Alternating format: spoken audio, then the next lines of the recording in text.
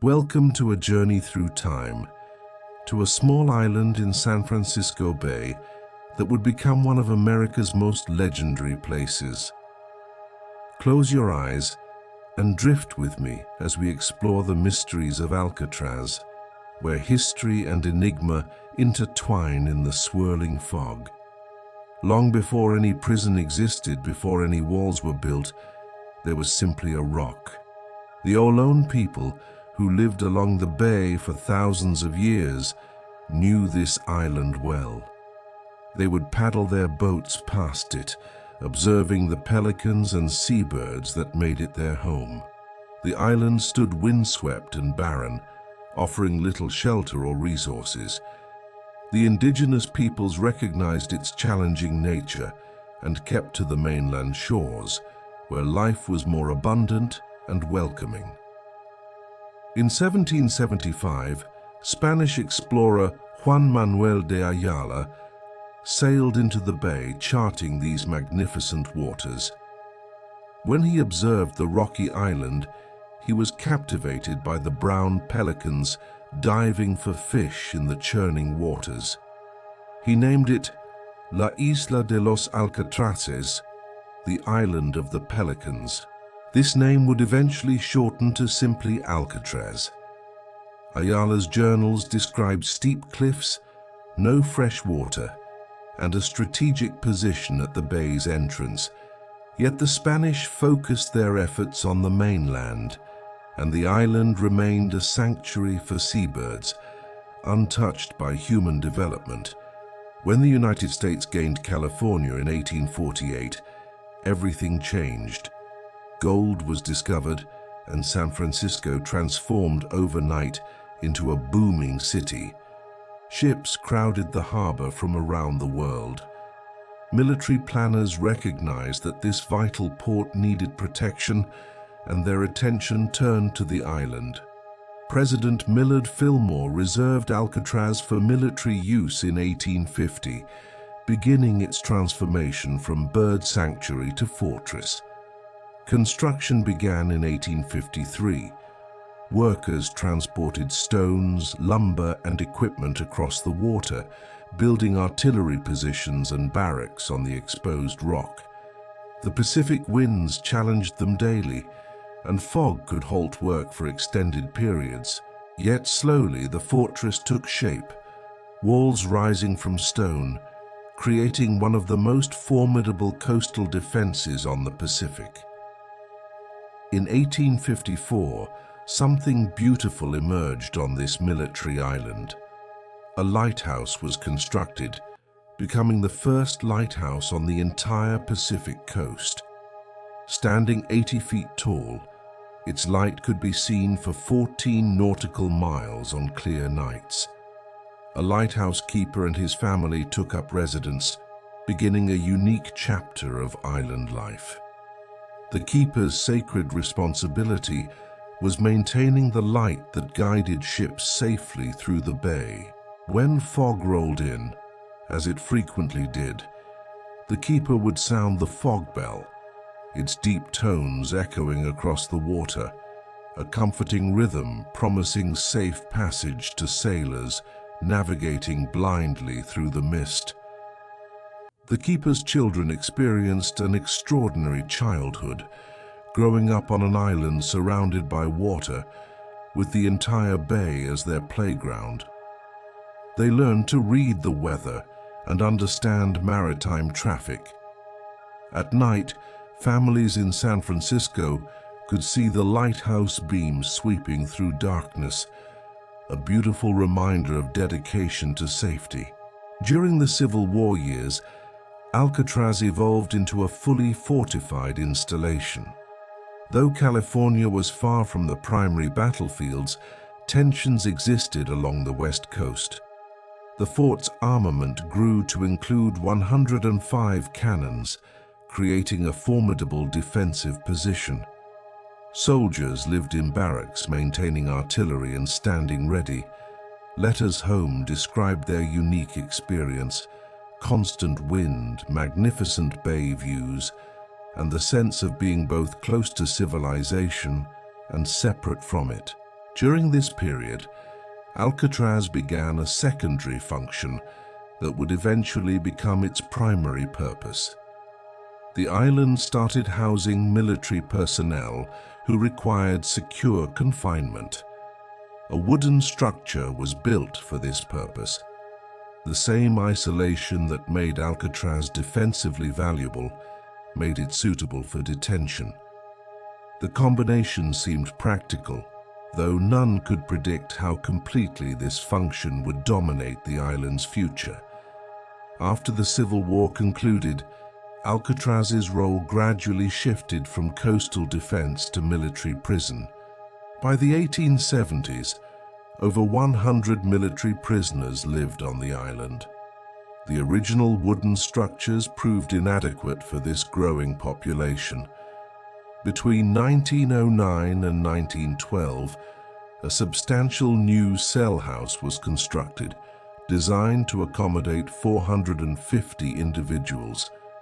This impressive structure featured 3 stories of cells arranged in orderly blocks, with central corridors allowing supervision.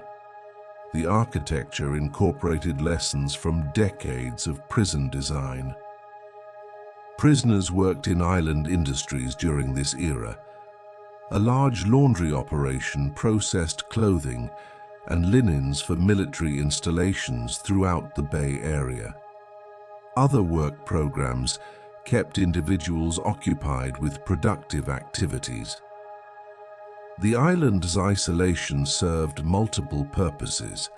It prevented unauthorized departures while removing confined individuals from mainland distractions. Life followed strict routines of work, meals, and rest. The view of San Francisco across the water created a unique psychological dimension. The city was visible, its sounds occasionally drifting across the bay on quiet days, yet the water created complete separation.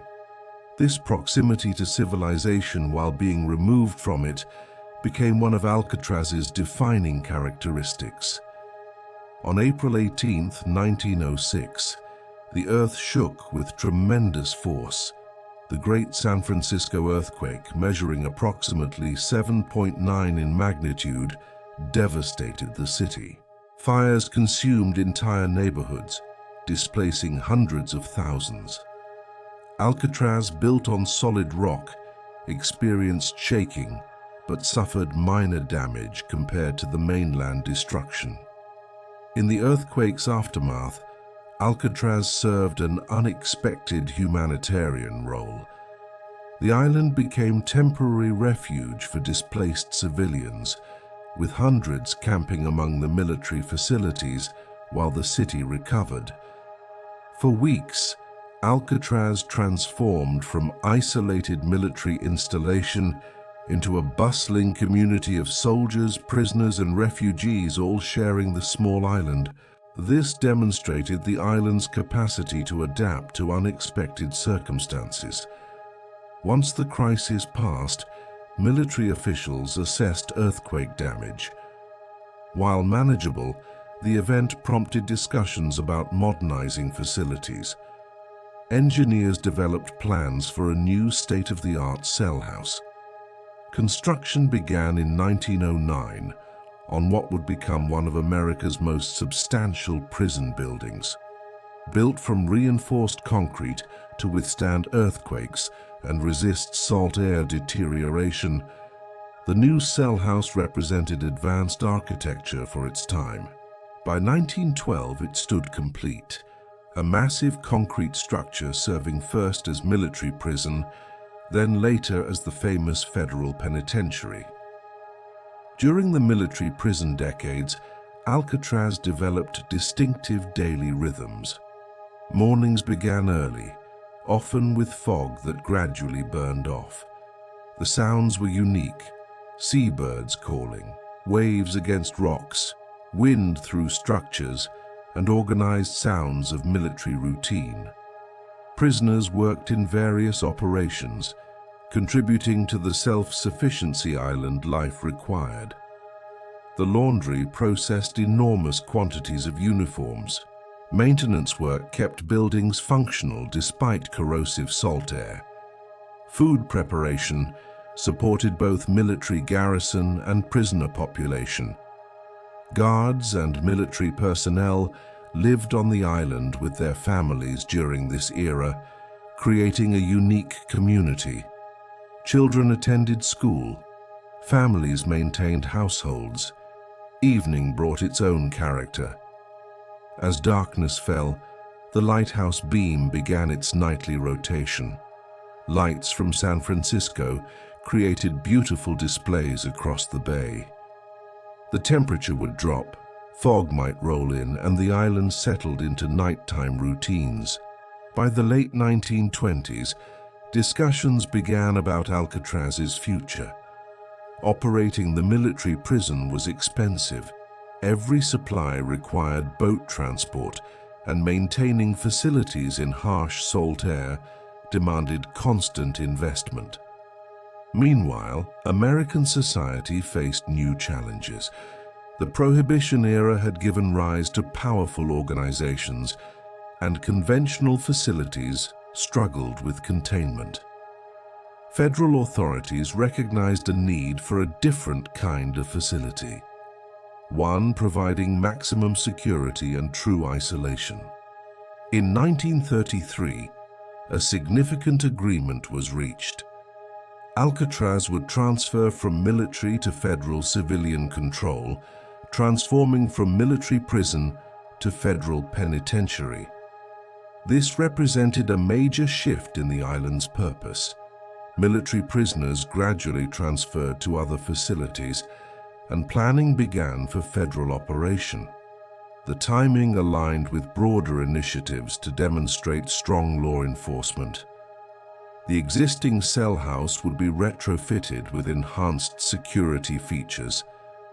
Plans called for reinforced barriers, improved observation capabilities, and systems preventing any unauthorized departure.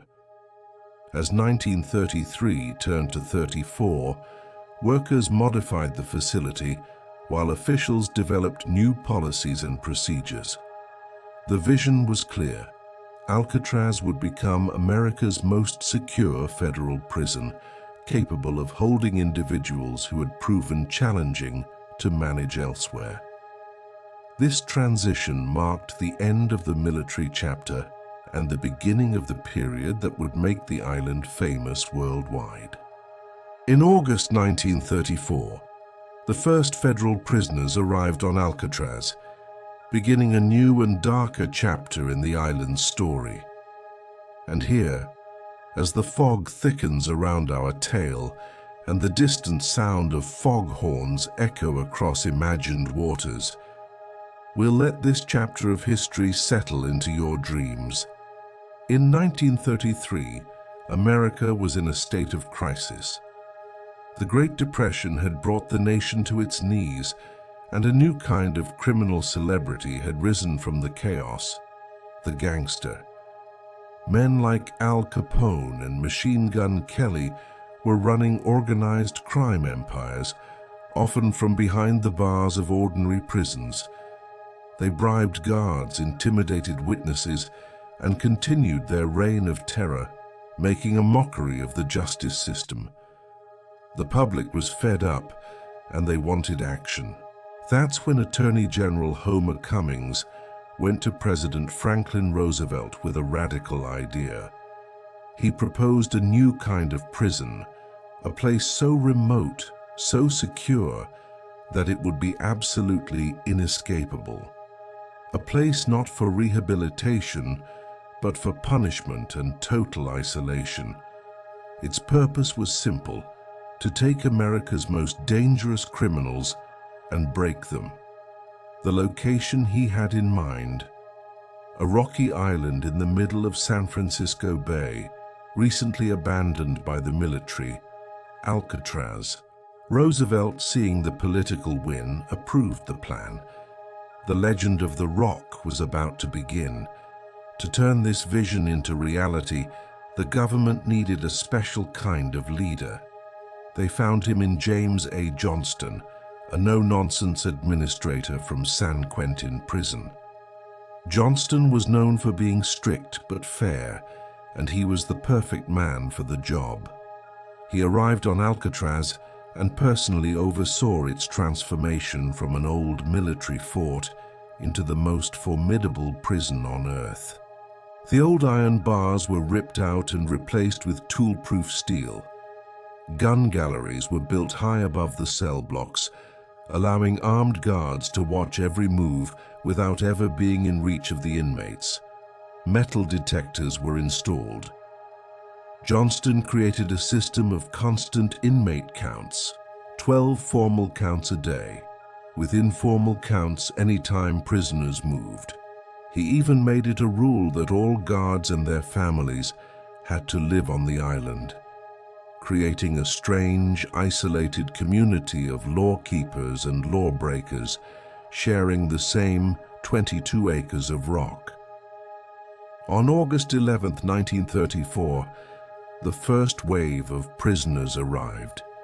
These weren't just any criminals. 137 men handpicked from prisons across the country were brought in by a secret train. They were the worst of the worst, the most violent, disruptive, and escape-prone inmates in the federal system. Chained together, they were marched onto a barge and ferried across the bay. As the fog swirled around them, they got their first look at their new home, a grim fortress perched on a desolate island. Once inside, they were stripped, searched, and given a number. Their names were now meaningless. They were told in no uncertain terms, "You are here because you are the most dangerous men in America. You will follow the rules, or you will be punished. You will try to escape, and you will die." That first night, locked in their tiny 5-by-9-foot cells, with only the lonely sound of the foghorns for company, they knew they had arrived in a new kind of hell. One of Warden Johnston's most brutal policies was the rule of silence. To stop gangs from forming and escape plans from being plotted, talking was strictly forbidden for most of the day. Inmates ate their meals in dead silence, under the watchful eyes of guards with rifles in the gun galleries above. They marched to their work assignments in silent lines. This psychological warfare was designed to break their spirits and reinforce the prison's total control. But prisoners are resourceful. They quickly developed their own secret language, a system of taps on the pipes and walls known as the tap code. They'd find brief moments to whisper when guards changed shifts. The silence policy made life unbearable, but it never completely stopped communication. It did, however, achieve its main goal. In its entire history as a federal prison, Alcatraz never had a single major riot. Life on the Rock was a monotonous, soul-crushing routine. The day began at 6:30 a.m. with a loud bell. Inmates had 20 minutes to get dressed and make their beds to perfect military standards. Then, a silent march to the dining hall for a 20-minute breakfast. After that, it was off to work in the prison industries, the laundry, the furniture shop, or the brush factory. The work was mind-numbingly repetitive. Then came a silent lunch, more work, and then dinner at 4:25 p.m. By 4:50 p.m., every inmate was locked back in his cell, where he would stay for the next 13.5 hours. For 13 hours, they were alone with their thoughts in a cold concrete box. This routine never, ever changed. Not for weekends, not for holidays. Christmas Day was the same as any other day. The sheer monotony was a form of punishment in itself, a way of grinding down any hope for a future beyond the next identical day. The most dangerous place in the whole prison wasn't a cell or the yard. It was the dining hall, 3 times a day, hundreds of America's most violent men were gathered in one room. The potential for an explosion of violence was immense. Warden Johnston knew this, and security was airtight. Armed guards watched from overhead, ready to fire at a moment's notice. Floor guards carried only clubs, because a gun on the floor could be snatched. Even the silverware was counted before and after every single meal. If one fork went missing, the entire prison went into lockdown until it was found. Despite these measures, fights were common. Food trays became shields and men attacked each other with sharpened spoons. Every meal was a tense, silent affair where everyone knew that chaos was just one wrong move away. Within the main cell house, the corridors had nicknames given by the inmates, a dark, ironic nod to the world they'd lost. The main central corridor was called Broadway, but there was one part of the prison that everyone feared, D Block.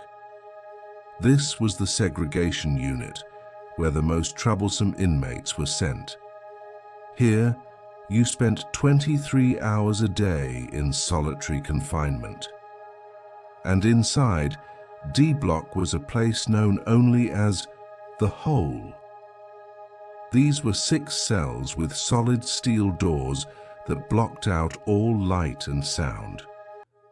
Inmates were stripped naked and thrown into complete darkness, with only a thin mattress and a bucket. The psychological torment was so intense that men would come out disoriented, broken, and sometimes driven completely mad. The ever-present threat of the Hole was enough to keep most of the prison population in line. The entire philosophy of Alcatraz was to sever all ties to the outside world. Letters were allowed, but they were heavily censored. Guards would read every word and cut out anything they didn't like. No news of the outside world, no complaints about the prison. Visits were incredibly rare. Families had to travel to San Francisco at their own expense, and when they got there, they could only speak to the inmate through a thick pane of glass on a monitored telephone. No physical contact was ever allowed. Many inmates went years without seeing a single friendly face. The goal was to make them ghosts, to erase them from society. By the end of its first year, Alcatraz had proven itself. There had been no escapes, but the prison's own doctors noted a disturbing trend, a sharp increase in depression, anxiety, and psychotic breaks among the inmates. The cost of running Alcatraz was triple that of any other prison, and the psychological cost on the men inside was immeasurable. The Bureau of Prisons didn't care. To them, it was an acceptable price to pay for containing the uncontainable. The Rock had established its terrifying reputation, and soon it would become home to the most infamous criminals in American history. When you think of Alcatraz, one name probably comes to mind: Al Capone. His arrival on August 22, 1934, cemented the island's fearsome reputation. Known as Scarface, Capone was public enemy number 1, the undisputed king of Chicago's criminal underworld. He controlled bootlegging, gambling, and prostitution, building an empire worth millions by bribing everyone from cops to judges. But the feds finally got him, not for murder or racketeering, but for tax evasion. He was sentenced to 11 years and initially sent to a prison in Atlanta. But Capone didn't stop being Capone. He bribed guards, got special treatment, and basically ran his criminal operations from his cell. This infuriated federal authorities. They needed to make an example of him, to show that no one was above the law. So when the new super prison Alcatraz opened, Designed for the worst of the worst, Capone was at the top of the transfer list. The media went into a frenzy. Reporters swarmed the shores, desperate for a photo of the legendary gangster being humbled, and the government was happy to oblige. They wanted everyone to see that Alcatraz would break even the most untouchable criminals. As Capone, now just inmate AZ-85, stepped off the prison boat and walked up that rocky hill, the legend of Alcatraz began. The warden, James Johnston, knew Capone would be his biggest challenge. In other prisons, Capone was treated like royalty. But Johnston was determined. Alcatraz would be different. There would be no special treatment. As soon as he arrived, Capone got the standard welcome: a strip search, a delousing shower, and a standard-issue prison uniform. His new home was a tiny cell just 5 by 9 feet with nothing but a bed, a sink, and a toilet. The same as everyone else. Capone tried to play the celebrity card, expecting other inmates to kiss his ring, but it backfired. Many prisoners resented his fame. On Alcatraz, your past reputation meant nothing. Everyone was just another number doing hard time. He tried to bribe guards, but Warden Johnston had warned his staff. Anyone who took a dime from Capone would be fired and prosecuted. For the first time in his adult life, Al Capone had no power, no money, and no influence.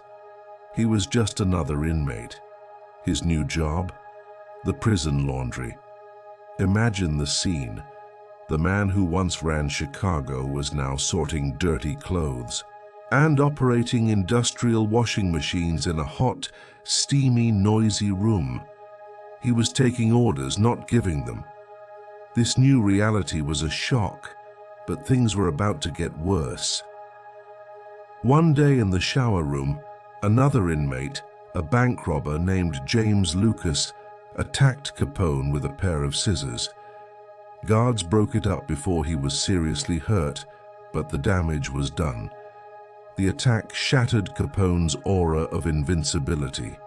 In his old life, attacking Al Capone was a death sentence. At Alcatraz, it was just another Tuesday. The other inmates saw that he was vulnerable, that his fearsome reputation couldn't protect him here. The guards didn't give him any special protection. The message was clear: you're on your own. This incident marked the beginning of the end for the once mighty gangster. While the walls of Alcatraz were closing in on him, something else was happening inside Capone's mind. Unknown to the prison staff at first, he was suffering from syphilis, which he had contracted years earlier. The disease had reached its final stage and was attacking his brain. His behavior became increasingly strange. He'd have confused conversations, memory lapses, and sudden, inappropriate emotional outbursts. Guards noted him laughing at nothing in the dining hall. Eventually, prison doctors diagnosed him with neurosyphilis. The treatments of the 1930s were primitive and painful, involving injections of arsenic compounds, and they did little to stop the disease's progression. His mind continued to slip away. He started hallucinating, talking to people who weren't there. The once feared mob boss was slowly becoming a confused, childlike figure. For the other inmates, it was a chilling sight. It was a grim reminder that no matter how powerful you were on the outside, inside Alcatraz, you were just a man, vulnerable to the same fate as anyone else. But even in the darkness, there was a small flicker of light. Capone found a bit of solace in the prison band, the Rock Islanders.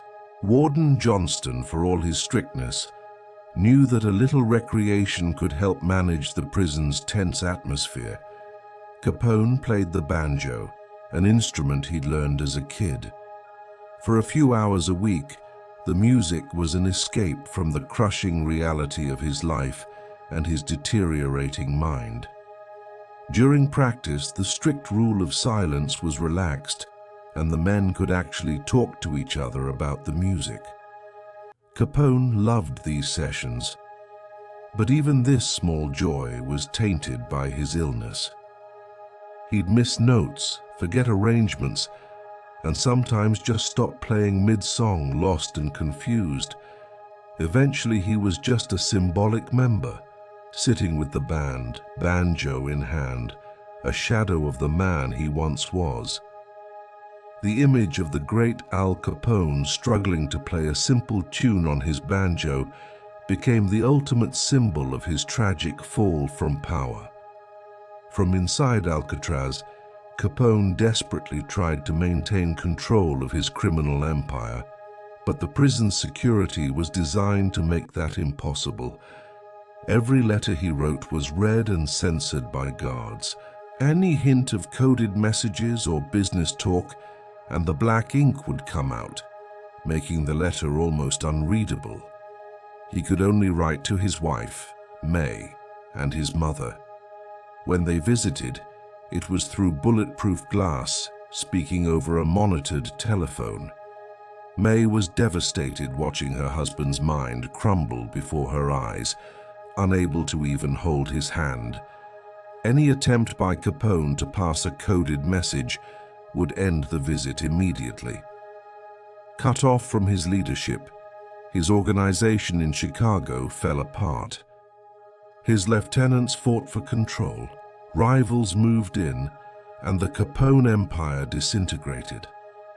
Alcatraz hadn't just imprisoned the man, it had dismantled his entire criminal legacy. Capone's erratic behavior eventually landed him in D Block, the isolation unit, solitary confinement.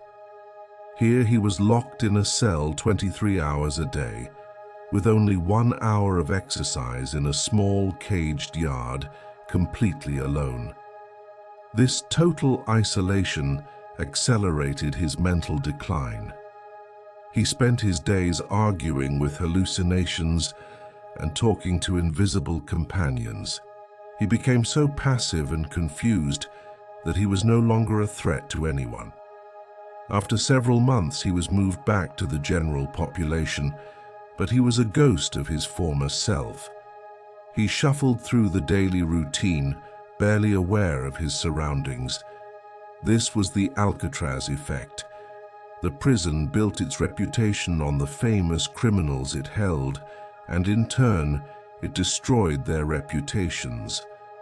The public, once terrified of Capone, now read stories about him working in the laundry and losing his mind.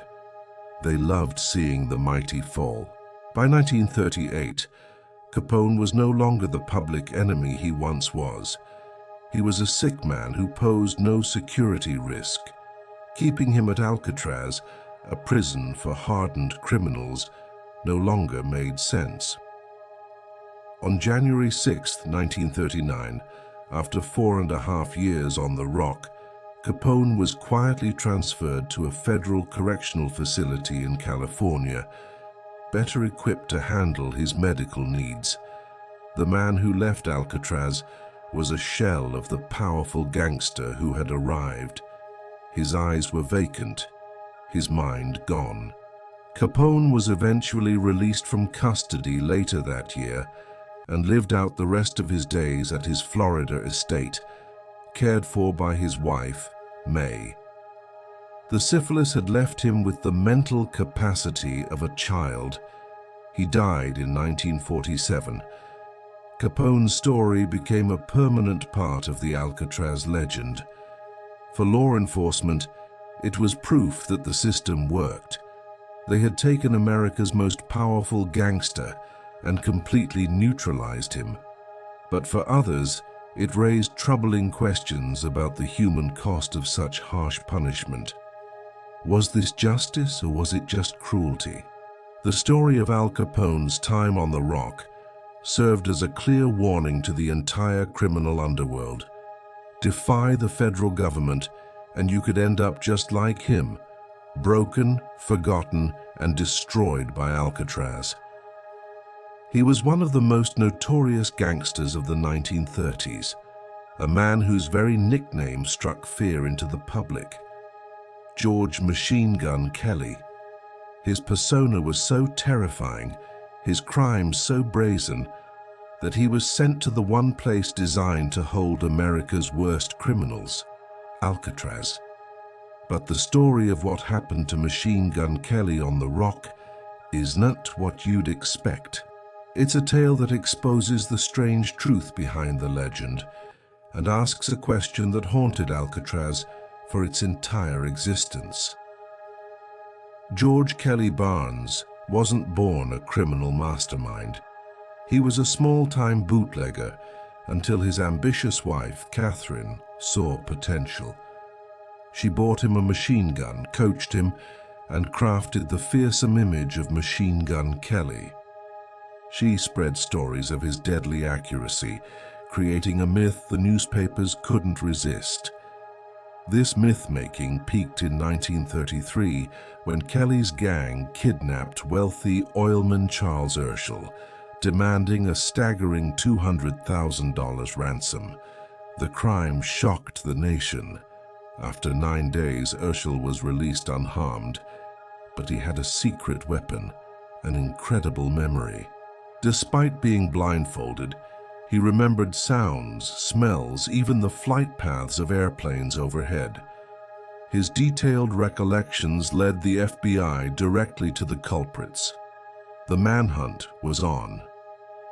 On September 26, 1933, FBI agents cornered Kelly and Catherine in a Memphis bungalow. According to legend, a terrified Kelly threw his hands up and yelled, "Don't shoot, G-men, don't shoot," coining the famous nickname for federal agents. Whether he actually said it is debated, but his capture was a huge win for the young FBI. Kelly was sentenced to life in prison. On September 4, 1934, he became Alcatraz inmate AZ-117. His arrival solidifying the new super prison's reputation as the end of the line for America's public enemies. The public expected him to be a monster, a constant problem for the guards. They were wrong. From day one, Machine Gun Kelly was the perfect inmate. He was polite, followed every rule without complaint, and worked diligently in the prison laundry and later the furniture factory. The man portrayed as a ruthless killer was a model prisoner. This created a paradox for the warden. Was Alcatraz so harsh that it broke the spirit of even the toughest criminals? Or was Kelly's tough guy image just a fraud all along? Some guards thought he was playing a long game, waiting for an escape opportunity. But as the years passed, it became clear. Kelly was simply content to do his time quietly. This raised an uncomfortable question. If the prison was for the incorrigible, what did it mean when its most famous inmates were perfectly well behaved? Kelly's life settled into a monotonous routine. He worked in the Industries building, operating woodworking machinery under constant guard. Every tool was counted daily. A missing screwdriver could trigger a full lockdown. He avoided the violent politics of the prison yard, preferring isolation to confrontation. His only connection to the outside world and his past life was through heavily censored letters to his wife Catherine, who was serving her own life sentence in a women's prison. These letters revealed a different man, one who expressed regret and seemed dominated by his wife's criminal ambitions. She had pushed him to be the gangster he never truly was.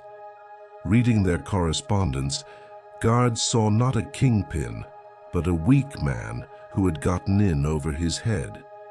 Legends about famous inmates are common, and Kelly was no exception.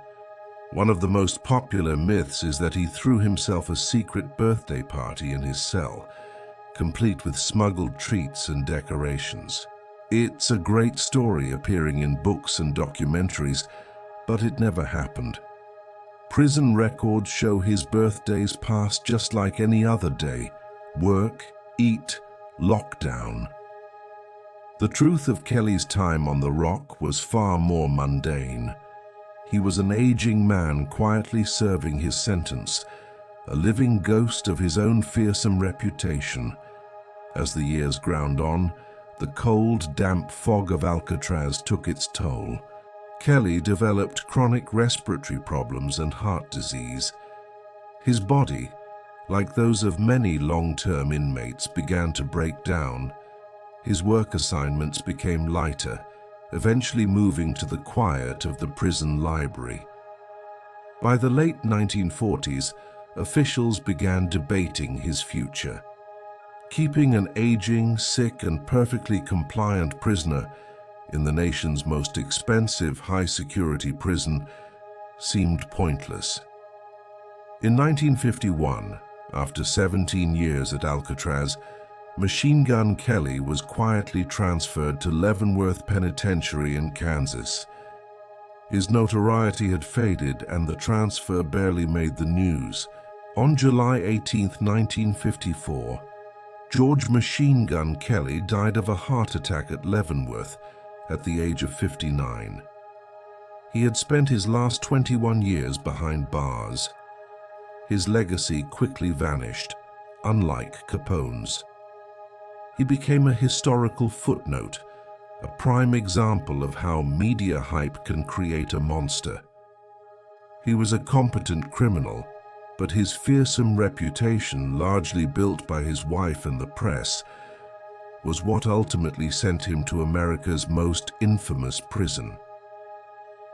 Kelly's case leaves us with the ultimate question about Alcatraz: who really needed to be there? He spent 17 years as a model inmate in a prison built for the uncontrollable. Was it justice, or was it a punishment that far exceeded the man, if not the myth? His story reveals that on Alcatraz, a prisoner's reputation could be a longer and harsher sentence than their crime.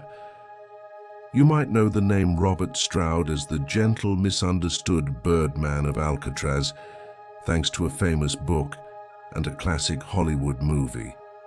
But the truth behind the legend is far darker and more complex than you can imagine. Today we're pulling back the curtain on one of the most successful and most dishonest image makeovers in American criminal history. Our story begins not with birds but with blood. In 1909, a 19-year-old Robert Stroud murdered a bartender in Alaska. Sentenced to prison, his violence didn't stop. It escalated. He was a menace, constantly fighting and even stabbing a fellow inmate. This behavior got him transferred to the high-security penitentiary at Leavenworth, Kansas. It was there on March 26, 1916, that Stroud sealed his fate forever. In the middle of the prison cafeteria, in front of over 1,000 witnesses, he brutally stabbed and killed a guard named Andrew Turner. The reason? Turner had reported him for a minor rule violation, which cost Stroud a family visit. For this cold-blooded murder, Stroud was sentenced to hang. The noose was literally ready for him. But his mother, Elizabeth, launched an incredible campaign to save him. She pleaded with anyone who would listen, eventually reaching the ear of President Woodrow Wilson's wife. Just days before his execution, Stroud's sentence was commuted to life imprisonment. But there was a catch, a condition that would define the rest of his existence. He would spend his entire life in solitary confinement. Locked away in isolation, Stroud was on the verge of losing his mind. Then, one day in the exercise yard, he found an injured sparrow. He took it back to his cell, nursed it to health, and in that small act, an idea was born. This was the beginning of his transformation into a self-taught bird expert. Prison officials, hoping it might calm him down, allowed him to keep birds. And he didn't just keep one or two. Soon, his cell at Leavenworth was home to nearly 300 canaries. To his credit, Stroud became a genuine authority. He studied bird diseases with obsessive focus, conducting experiments and autopsies. He wrote 2 books on avian pathology that became respected guides for bird breeders.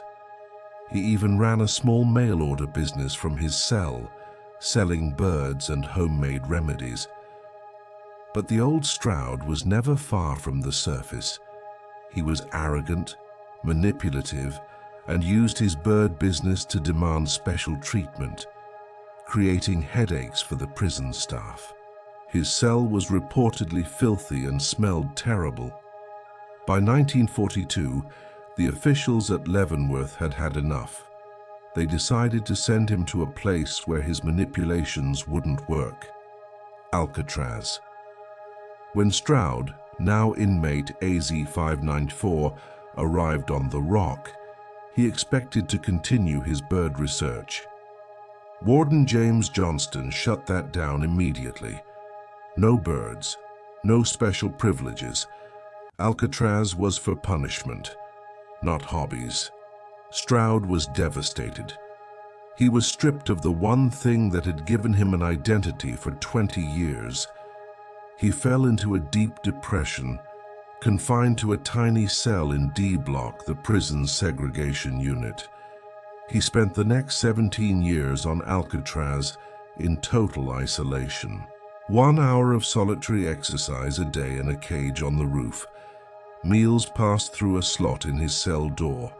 No contact with other inmates. To cope, he buried himself in books from the prison library, reading everything from law to philosophy. He started writing, not just about birds, but about prison reform, critiquing the very system that held him. But the crushing loneliness took its toll. He suffered from paranoia and hallucinations, convinced that guards were conspiring against him. Here's where the story takes a bizarre turn. While Stroud was languishing in isolation on Alcatraz, his public image was being completely rewritten. An author named Thomas Gaddis wrote a book in 1955 called Birdman of Alcatraz. It was a heavily romanticized account, painting Stroud as a gentle genius persecuted by a cruel system. It glossed over his violent past and portrayed him as a martyr. The book was a bestseller, and suddenly the world knew of the Birdman of Alcatraz, even though he never kept a single bird on the island. The name was just too catchy to ignore. Then, Hollywood poured gasoline on the fire. In 1962, the movie Birdman of Alcatraz was released, starring Burt Lancaster in an Oscar-nominated role. The film was a masterpiece of revisionist history. It portrayed Stroud as a deeply sympathetic character, a man driven to violence by a brutal system, but redeemed through his love of birds. The public was captivated. They saw an injustice, a brilliant reformed man being held in America's toughest prison. There were petitions and public outcry for his release. Prison officials were furious. They knew the real Stroud, an unrepentant, manipulative, and violent-tempered man who showed no remorse for the 2 murders he'd committed. He used his newfound fame to further his own agenda, writing letters to supporters that cast him as a victim. To the guards who interacted with him daily, he was still the same arrogant and difficult inmate he'd always been. The man the public adored was a fiction. Stroud's health eventually failed. In 1959, after 17 years on the Rock, he was transferred to a federal medical center in Missouri. He died there in 1963, having spent a total of 54 years behind bars, 42 of them in solitary. He never gained his freedom. So what is the legacy of Robert Stroud? He did make real contributions to the study of bird diseases, but the Birdman of Alcatraz persona is a myth, a powerful story that completely overshadowed a dark and violent truth. It's a chilling reminder of how a compelling narrative can shape public perception, turning a cold-blooded killer into a folk hero, and in the process, almost erasing the memory of his victims, like guard Andrew Turner. The real story isn't about a man who loved birds. It's about a man who was brilliant at manipulating people. In the shadow of its formidable walls, the first few years were a grim testament to its reputation as inescapable. These early escape attempts set a bloody precedent, demonstrating that the only way off the rock was often in a coffin. Our story begins in April 1936 with Joe Bowers, a bank robber assigned to the island's incinerator. One afternoon, he began climbing the fence near the cliff's edge. A guard shouted warnings, but Bowers kept going. A single rifle shot rang out, and Bowers fell 50 feet to the rocks below, dying from his injuries. Officially, it was a failed escape. But was it? Bowers had been depressed, acting strangely, and had even told his cellmate he wanted to die. The fence led to a sheer cliff and treacherous water. Many believed Bowers orchestrated his own death, a tragic form of suicide by cop. A year and a half later, in December 1937, Alcatraz faced its most enduring mystery. Inmates Theodore Cole and Ralph Rowe, working in the mat factory, meticulously filed through window bars over several weeks, hiding their work with painted putty. They chose a day with one of the year's worst storms, believing the thick fog would hide their swim across the bay. During a lapse in guard attention, they slipped through the window and vanished into the fog. The alarm sounded. The Coast Guard searched, but Cole and Rowe were gone. No bodies, no sightings, nothing. Officials declared them dead, victims of the frigid, turbulent water. But without bodies, the legend began. Did they actually make it? The FBI investigation concluded they almost certainly drowned. The water was 50 degrees Fahrenheit. Hypothermia would set in within minutes. The currents were pulling out towards the open ocean, not towards the shore. Cole and Rowe had no special gear, just their prison clothes. For men serving sentences of 50 and 99 years, it was a desperate gamble against impossible odds. Still, the fact that no remains were ever found has fueled speculation for decades. This escape, successful or not, embarrassed prison officials. Security was immediately tightened. The mat factory was fortified. Tool control became an obsession, and daily bar inspections were implemented. Metal detectors were installed. Alcatraz was learning, adapting, and becoming even more impenetrable. The message to other inmates was clear. The water is as deadly as the guards' bullets, but violence was still seen as an option by some. In May 1938, Thomas Limerick, Jimmy Lucas, and Rufus Franklin decided to fight their way out. Working in the wood shop, they attacked guard Royal Klein with a hammer, killing him, and grabbed his keys. They raced for the roof, but tower guards spotted them instantly. A rifle shot hit Limerick in the head, killing him on the spot. Lucas and Franklin surrendered. The attempt was a bloody failure, proving that brute force was no match for Alcatraz's layered security and vigilant guards. The violence didn't stop there. In January 1939, Arthur "Doc" Barker of the infamous Barker Carpis gang made his move. He and 4 other inmates in the D-Block isolation unit somehow got a hold of keys, overpowered guards, and made it to the shoreline. But before they could launch their makeshift raft, guards opened fire. Doc Barker was shot and killed. The other 4 surrendered. Officially, Barker was shot while resisting, but questions lingered. How did segregated prisoners get keys? Why was Barker killed while the others were captured? Some whispered it was an execution, not a justified shooting. The trial that followed became a sensation. The surviving inmates testified about the brutal, dehumanizing conditions in D-Block, arguing their escape was an act of desperation.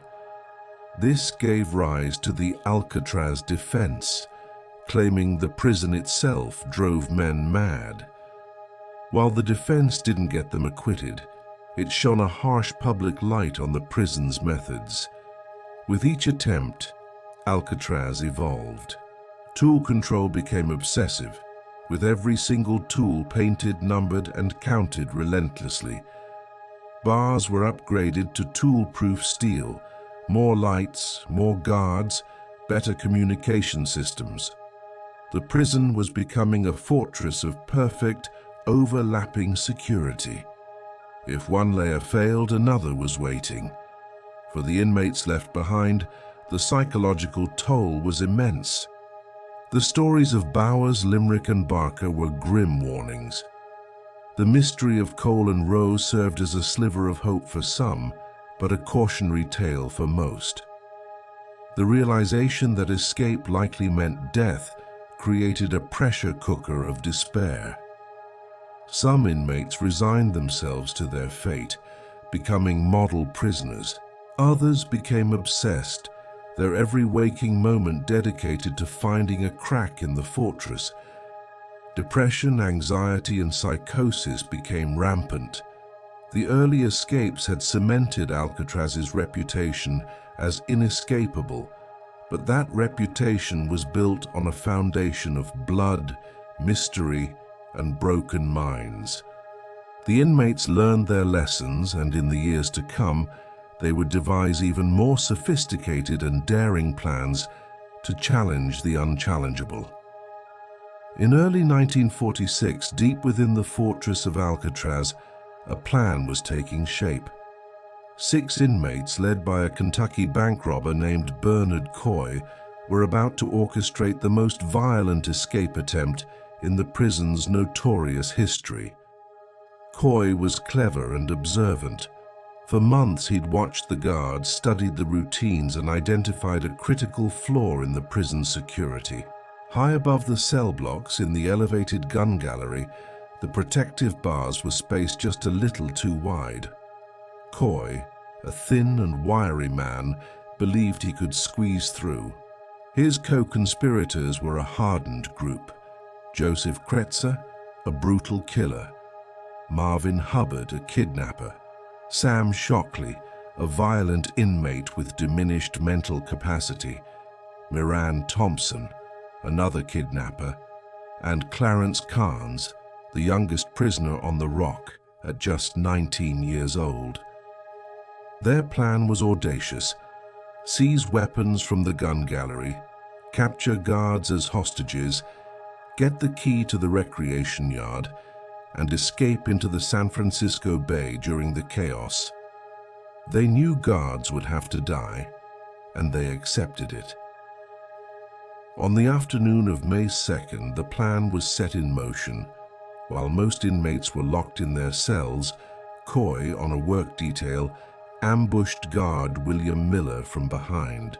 Swiftly and brutally, he and Thompson overpowered another guard, Hal Stites, and used their keys to free the rest of the conspirators. With a makeshift tool, Coy spread the bars of the gun gallery, climbed up, and squeezed through the gap. He was in. Rifles, pistols, and ammunition were passed down to the men below. For a moment it seemed the impossible had happened. A handful of inmates had seized control of America's most secure prison. But their meticulously laid plan was already falling apart. They needed one specific key, the key to the recreation yard door.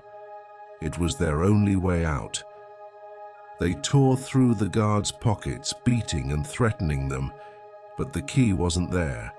Guard Miller, following procedure, had secured it in a locked box just before he was attacked. The inmates were trapped. Their breakout attempt had just become a siege. Frustration turned to rage. Joseph Kretzer, the most volatile of the group, began to unravel. He saw only one way out of their predicament: kill the hostages. If the guards were dead, they couldn't testify. In one of the darkest chapters of Alcatraz's history, Kretzer herded 9 captured guards into 2 small cells. The men, some already wounded, pleaded for their lives. Kretzer ignored them.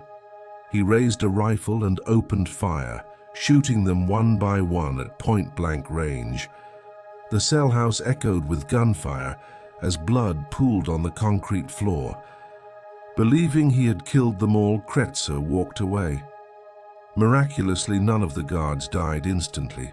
They lay motionless among their fallen comrades, pretending to be dead, terrified the inmates would return to finish the job. Meanwhile, word of the takeover had reached the outside. Warden Johnston called for backup, and the island was quickly surrounded by a massive force. U.S. Marines, the Coast Guard, and San Francisco police converged on Alcatraz. Sharpshooters took up positions in the guard towers. As evening fell, officials cut the power, plunging the cell house into darkness. Sporadic gunfire erupted throughout the night as the trapped inmates fired at shadows and guards fired back. The battle had become a desperate standoff. The next morning, May 3rd, the military decided to escalate. Marines climbed onto the cell house roof and began dropping fragmentation grenades through the vents into the utility corridors where the inmates were hiding. The explosions were deafening, shaking the entire building and filling the air with smoke and concrete dust. The relentless assault drove the inmates from one hiding place to another. Coy, Kretzer, and Hubbard were cornered, outgunned and running out of time, but they refused to surrender. They continued to fight, firing back blindly into the chaos. Finally, on the morning of May 4th, after nearly 2 days of intense battle, guards and Marines cautiously re-entered the cell house. The scene was apocalyptic. The walls were riddled with bullet holes, and the air was thick with the smell of gunpowder. They soon found the bodies of the 3 ringleaders, Bernard Coy, Joseph Kretzer, and Marvin Hubbard. They had fought to the death. The rescue team then made another grim discovery: the cells where the hostages had been shot. Amazingly, most of the guards were still alive, though critically wounded. But 2 of them, Officer William Miller and Officer Harold Stites, would later die from their injuries. The Battle of Alcatraz was over. The 3 surviving conspirators, Sam Shockley, Moran Thompson, and Clarence Carnes, were put on trial for the murders of the 2 guards. The nation was captivated by the horrific details that emerged. Shockley's defense argued he was mentally incompetent. Thompson claimed he was forced to participate, and Carnes's lawyer highlighted his youth and his attempts to help some of the hostages. In the end, the jury found all 3 guilty. Shockley and Thompson were sentenced to death and were executed in the gas chamber at San Quentin in 1948. Clarence Carnes, because of his age and his actions during the siege, was spared the death penalty and received an additional life sentence. The Battle of Alcatraz left a deep scar on the prison. Security was massively overhauled. The bars Coy squeezed through were replaced. Guard protocols were tightened and parts of the cell house were renovated.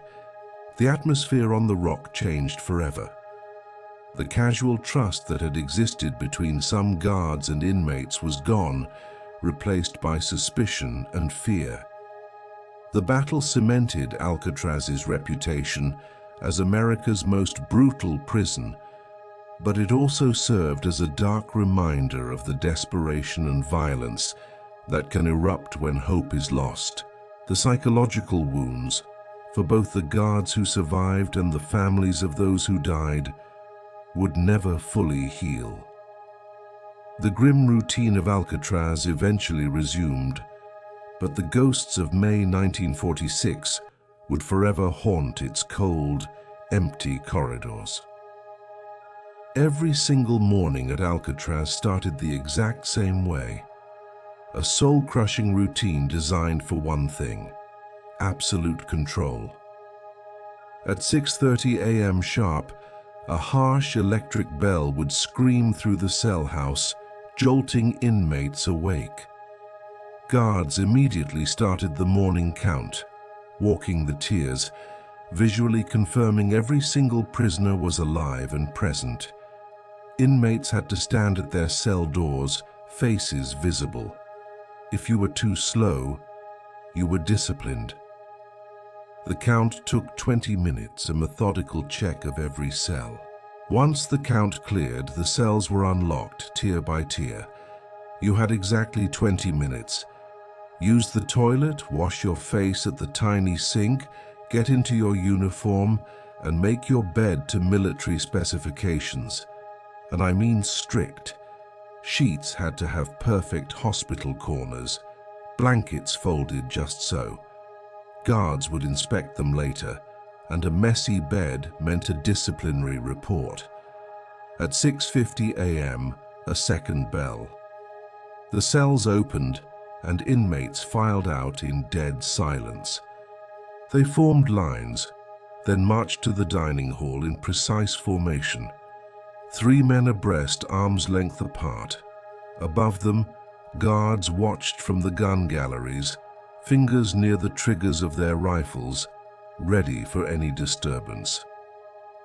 This silent, choreographed march happened 3 times a day for every meal. The dining hall seated about 300 inmates at long tables, 10 men to a table. You had an assigned seat, and it never changed. The seating chart was a masterpiece of control. Known enemies were kept apart, gang affiliations were considered, and the most violent inmates were scattered among the less dangerous ones. Guards in elevated gun galleries watched every move, rifles loaded. More guards patrolled the floor with nightsticks. Meals lasted exactly 20 minutes.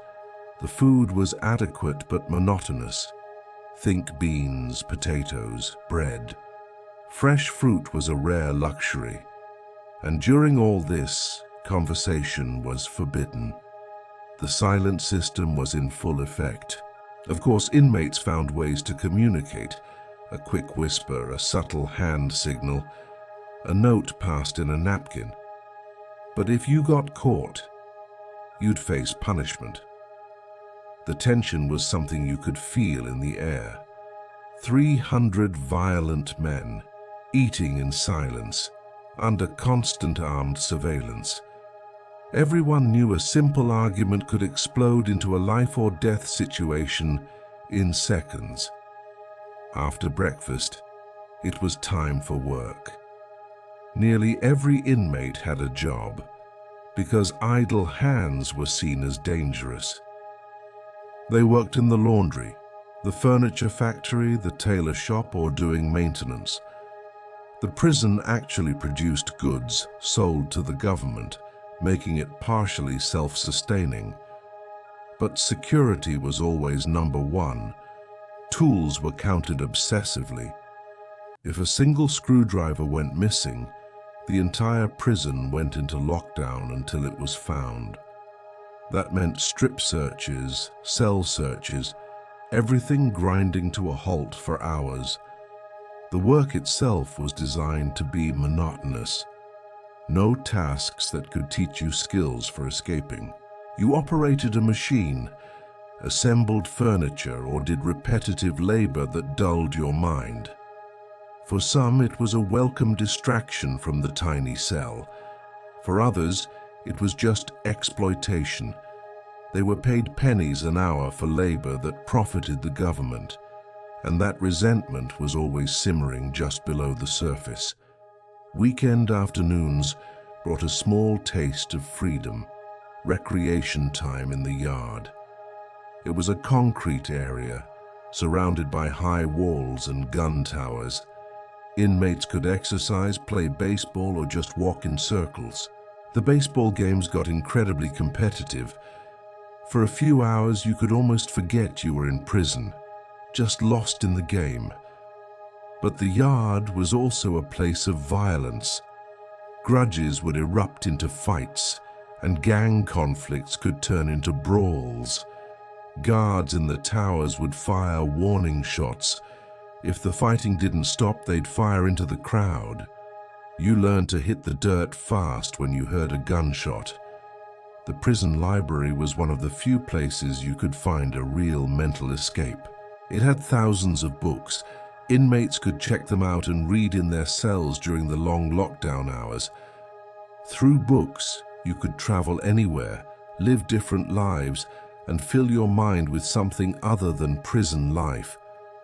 Many prisoners used the library to educate themselves, some even earning high school diplomas through self-study. Of course, the library was censored. No books about locks, security systems, boats, or swimming.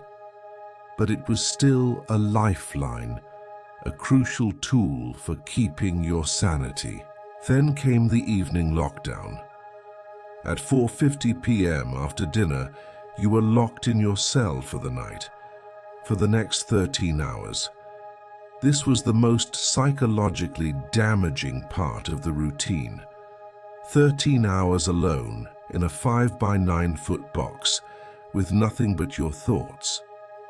It was a form of mental torture that drove some men mad. You could read, write letters that would be censored, or just lie there in the dark. The nights were when the psychological warfare of Alcatraz was at its most powerful. You heard every sound: guards walking, other inmates crying or talking to themselves, the wind howling, the fog horns from the bay. It was a soundtrack of pure melancholy that seeped into your soul. Sleep was a luxury many couldn't afford. The stress, the nightmares, the cold, it all led to chronic sleep deprivation, which only made the mental deterioration worse. Even basic hygiene was designed to humiliate. Showers were twice a week in a communal room under the constant watch of guards. You had maybe 5 minutes of lukewarm water to wash. It was rushed, public, and dehumanizing. Clean clothes were issued, dirty ones went to the laundry.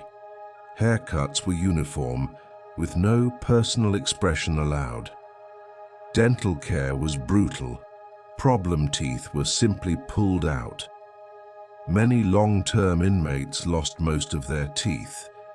Medical care was just as basic.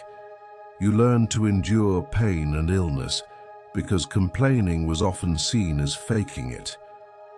Alcatraz also had its own economy, centered around the commissary.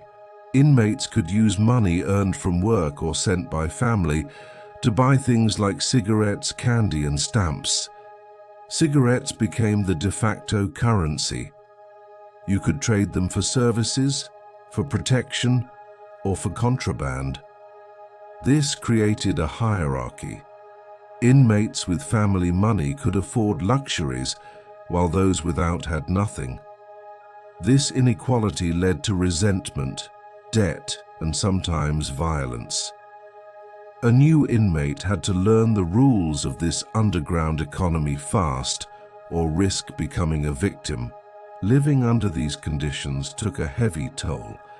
Psychologists documented what they called prison psychosis, hallucinations, paranoia, a complete loss of contact with reality. Depression was almost universal. The sheer hopelessness of serving a life sentence in such a place led many to suicidal thoughts, and some to suicide itself. Anxiety disorders were rampant, leading to obsessive rituals as inmates tried to cling to some sense of control. Anger would build for years, then explode over something minor. Some men broke completely and were transferred to a federal medical center for prisoners. They were the system's failures, men whose minds were shattered by conditions that went beyond human endurance. This raises a heavy question. What was the point of it all? Prison officials said the harshness was necessary to contain the nation's most dangerous criminals. They pointed to the lack of successful escapes as proof. But critics argued that the psychological damage was too high a price. They questioned if it was right to drive men insane, even if they were criminals. Did Alcatraz create even more dangerous men, more broken and violent than when they went in? For the men who lived it, these philosophical debates didn't matter. They just endured, one identical day after another, waiting for either release or death to finally end their suffering. The daily grind was a living nightmare, but within this nightmare, some places were even worse. The darkest punishments took place in the isolation cells, where the last traces of a man's spirit could be extinguished. Alcatraz. The name alone conjures images of America's most dangerous criminals locked away on a windswept island. But within this infamous prison, there was another prison, a place of ultimate punishment, so feared it broke the toughest men. This was D Block, and its darkest secret was known simply as the Hole. Today, we're going deep inside the heart of Alcatraz's punishment block to uncover the psychological warfare waged against its inmates. D Block wasn't like the rest of Alcatraz. Officially called the Treatment Unit, it was a prison within a prison, separated from the main cell house by a solid wall. This wasn't just about physical separation, it was about acoustic isolation. The cells here didn't have bars, they had solid steel doors. When that door slammed shut, an inmate was plunged into a world of concrete and silence, completely cut off from humanity. For some, this forced solitude was a strange kind of calm, a break from the constant tension of the general population. But for most, it was a fast track to madness. The sensory deprivation triggered hallucinations and psychotic episodes, sometimes within days. So how did you end up in D Block? Any infraction could land you there. Fighting, refusing to work, possessing contraband, all it took was a guard's report. You'd face a disciplinary board, but it was mostly a formality. The guard's word was gold. The board could sentence you to weeks, even months, in this isolated hell. Inmates were strip-searched, given minimal clothing, and escorted to their steel-doored tomb. Many said that just 30 days in D Block felt worse than a year in the main cell house. The psychological toll was that immense. But D Block had an even deeper, darker level of punishment. At the end of the block were 5 special cells, numbers 9 through 14. These were the dungeons known to every inmate as the Hole. When the solid steel door to the Hole closed, you were in absolute, total darkness. There were no windows, no lights, not even a crack to let you know the world still existed. Inmates were stripped completely naked and thrown inside with only a thin mattress, which was taken away during the day. The air was cold, damp, and you shivered constantly. Food was often just bread and water, with a full meal only every third day. Prison officials knew that prolonged stays could cause permanent damage, so time in the hole was usually limited to 19 days. But even a few days could feel like an eternity. Inmates lost all track of time. The brain, starved of any input, started creating its own. Prisoners reported seeing phantom lights, hearing ghostly music, and feeling imaginary insects crawling on their skin. The darkness was so profound, you couldn't see your own hand in front of your face. It was a calculated form of psychological torture designed to break a man's spirit completely. One inmate, Ruth Percival, later testified about his time in the hole, and his story shocked the public. He described the maddening hallucinations, the freezing cold, and the feeling of losing his grip on reality. He claimed guards would intentionally torment them, tapping on pipes or scraping metal just outside the cells, pushing the isolated men further into madness. His account wasn't unique. Many former inmates told similar stories, painting a picture of the hole as a modern-day torture chamber. The case of Henry Young brought these horrific practices into the national spotlight. After a failed escape attempt, Young spent over 3 years in D Block, including long stretches in the hole. The prolonged isolation shattered his mental health. Shortly after being released back into the general population, he stabbed another inmate to death. At his murder trial, his lawyer argued that Alcatraz itself was on trial. The defense claimed the prison's brutal conditions had driven Young insane, making him not fully responsible for his actions. In a stunning verdict, the jury agreed, finding him guilty of the lesser charge of manslaughter. It was a major blow to the prison administration and a huge victory for reformers. And if you can believe it, there was a punishment even worse than the hole. It was called the strip cell. This was a small, completely bare room. No furniture, no bed, not even a toilet, just a hole in the floor. Inmates were thrown in naked with nothing. They ate and slept on the cold concrete. The humiliation and discomfort were absolute. This was reserved for inmates who destroyed property or attacked guards while already in isolation. Time here was measured in days, because even the prison staff knew that any longer would cause irreparable harm. Former inmates who endured it said they would have preferred death. Perhaps the most famous resident of D Block was Robert Stroud, the Birdman of Alcatraz. He spent 17 years in segregation there, not as a temporary punishment, but as a permanent condition of his life sentence. He filled his endless days with reading and writing, becoming an expert in lore and ornithology through correspondence. But even Stroud wasn't immune. The crushing isolation made him paranoid and hostile. He became convinced of conspiracies against him, and his interactions were filled with rage. His case proved that no amount of intellectual activity could shield a person from the devastating effects of being cut off from all human contact. D Block also housed many inmates at high risk of suicide. The prison took precautions, removing anything that could be used for self-harm and checking on inmates every 15 minutes. But desperation finds a way. Some men would bang their heads against the concrete walls. Others attempted to hang themselves with torn strips of clothing.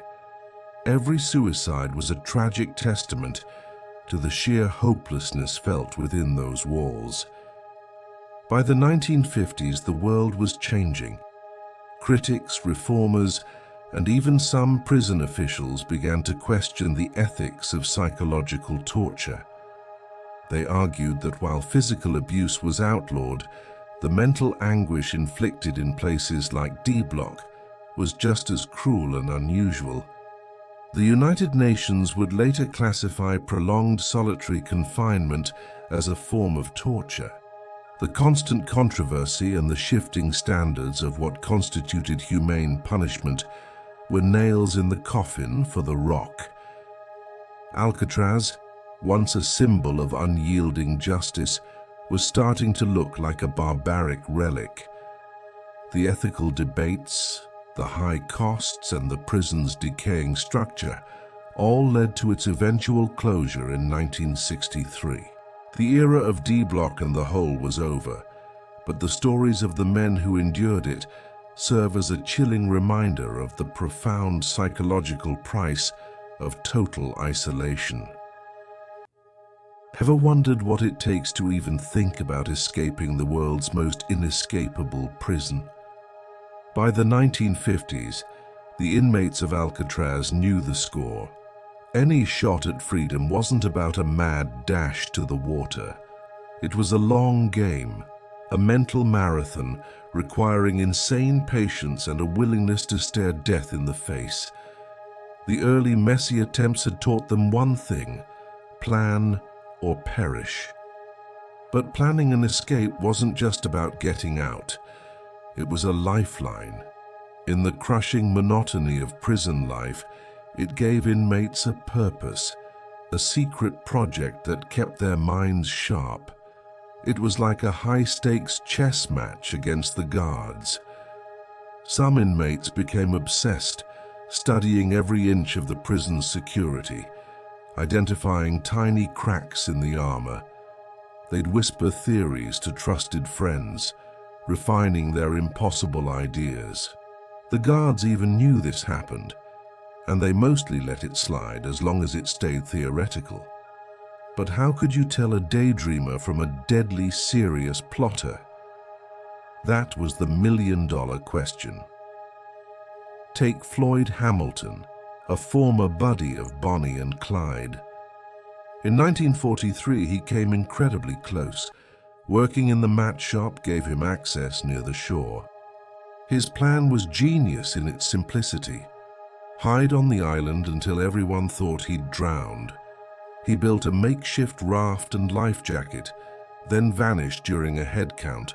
The guards found his gear floating in the bay and wrote him off as another victim of the treacherous waters. But Hamilton was alive, hiding in a seaside cave for 2 whole days, surviving on scraps.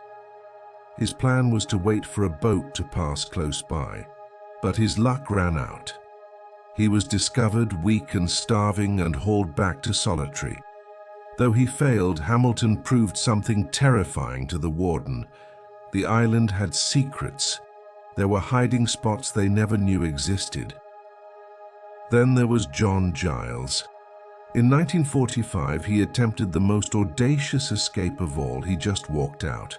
Giles worked in the laundry, where he spent months painstakingly stealing pieces of an army sergeant's uniform. One day he put it on, walked calmly to the dock, and boarded a ferry with guards and civilians. For a few glorious minutes he was free, watching Alcatraz shrink in the distance. But his plan had one fatal flaw he couldn't have known. The boat wasn't going to San Francisco. It was headed for a military base on Angel Island. As soon as they docked, an unfamiliar sergeant with no credentials stuck out like a sore thumb. He was caught within an hour. Giles had beaten the Rock, but not the boat schedule. Every escape plan hinged on one thing: materials. In a place where every screw and scrap was counted, this was a monumental challenge. Inmates became masters of smuggling and hiding. A tiny bit of wire from the workshop, a spoon sharpened on concrete floors, everything had potential.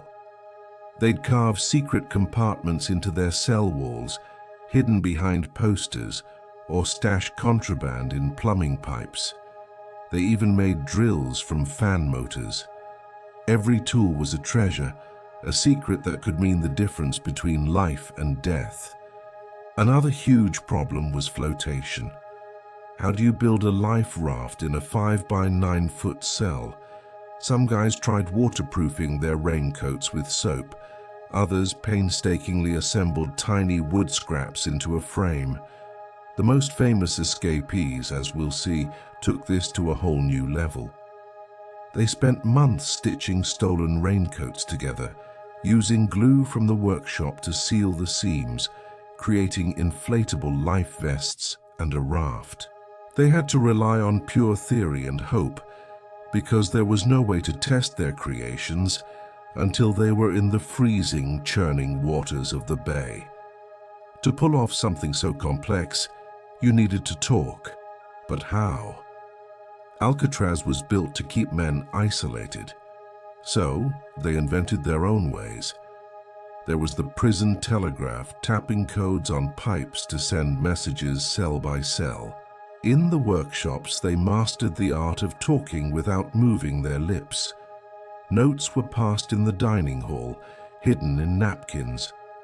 The library became a dead-drop location, with secret messages left in the margins of books. It was a constant cat-and-mouse game with the guards.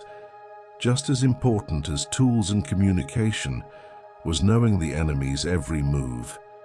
Inmates would spend years studying guard patterns. They'd stand in the yard for hours, seemingly staring into space but actually timing the rotations of the tower guards. They learned the rhythm of the guards' footsteps at night, counting the seconds between patrols. They knew which guards were sharp and which were lazy. They knew shift changes were moments of weakness. This mental map of the prison's security was the foundation for any serious attempt. Ultimately, planning an escape meant preparing to die. Lying in their bunks at night, these men had to confront the very real possibility they'd be shot, drown, or freeze to death. It was a psychological torment. Some prayed, others wrote final, unsent letters to their families. And for what? Even if they were caught, their life was effectively over. More solitary, no chance of parole. Yet the hope of freedom, however slim, was worth more than a slow death in a cage. By the late 1950s, all these elements, the ingenuity, the patience, the desperation, came together.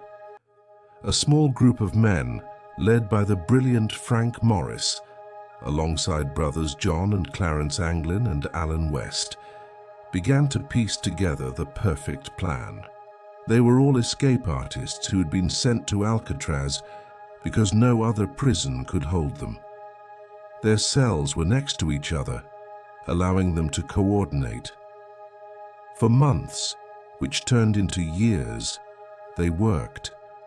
They chipped away at the concrete walls of their cells with sharpened spoons and a homemade drill.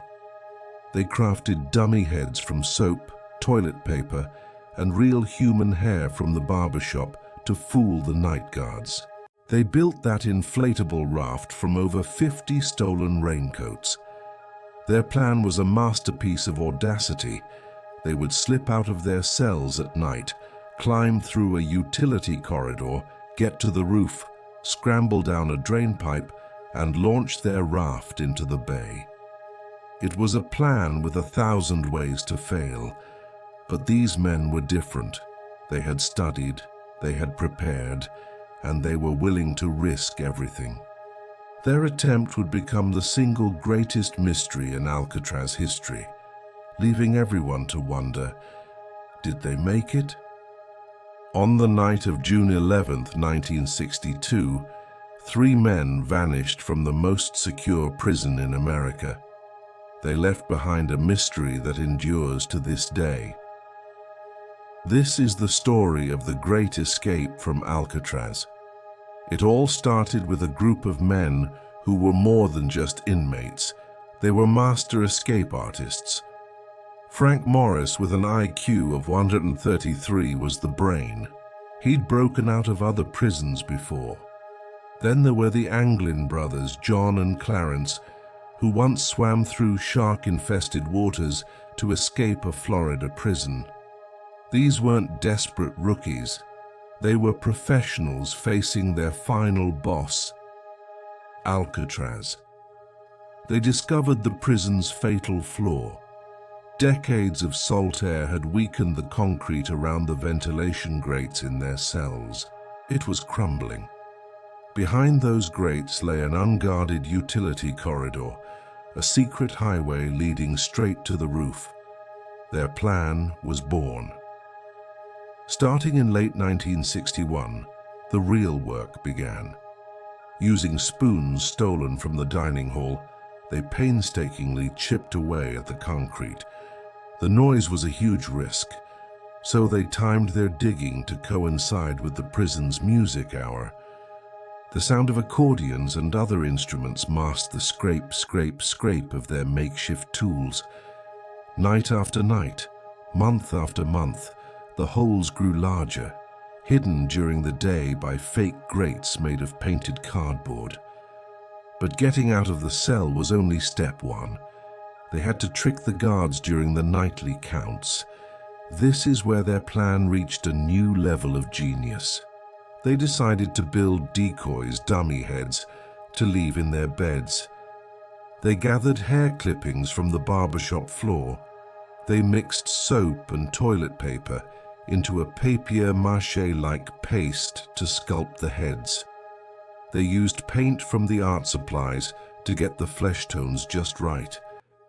They meticulously attached hair strand by strand, even adding eyebrows.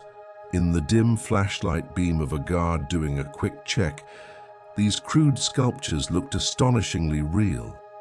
Their very lives would depend on this illusion. Of course, escaping the island meant crossing the frigid, treacherous waters of the San Francisco Bay. They needed a raft. Over several months, they managed to collect around 50 standard-issue raincoats. Some they lost and got replacements for. Others they got from fellow inmates. Working by dim light in their cells, they meticulously glued the seams of the raincoats together, creating a 6 by 14-foot inflatable raft and individual life vests. They had no way to test their creation. One leaky seam would mean a cold, watery grave. The finished raft was stashed in the utility corridor, waiting for the night. Legend has it, they even had a secret weapon to inflate the raft. Frank Morris played the accordion. Some believe he modified it into a crude bellows, a pump that could inflate their raft and vests much faster than human breath alone.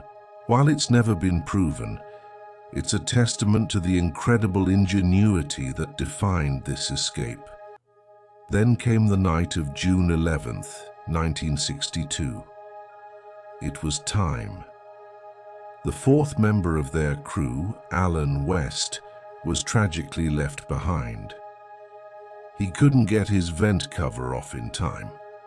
After the 9:30 p.m. count, Morris and the Anglin brothers set their plan in motion.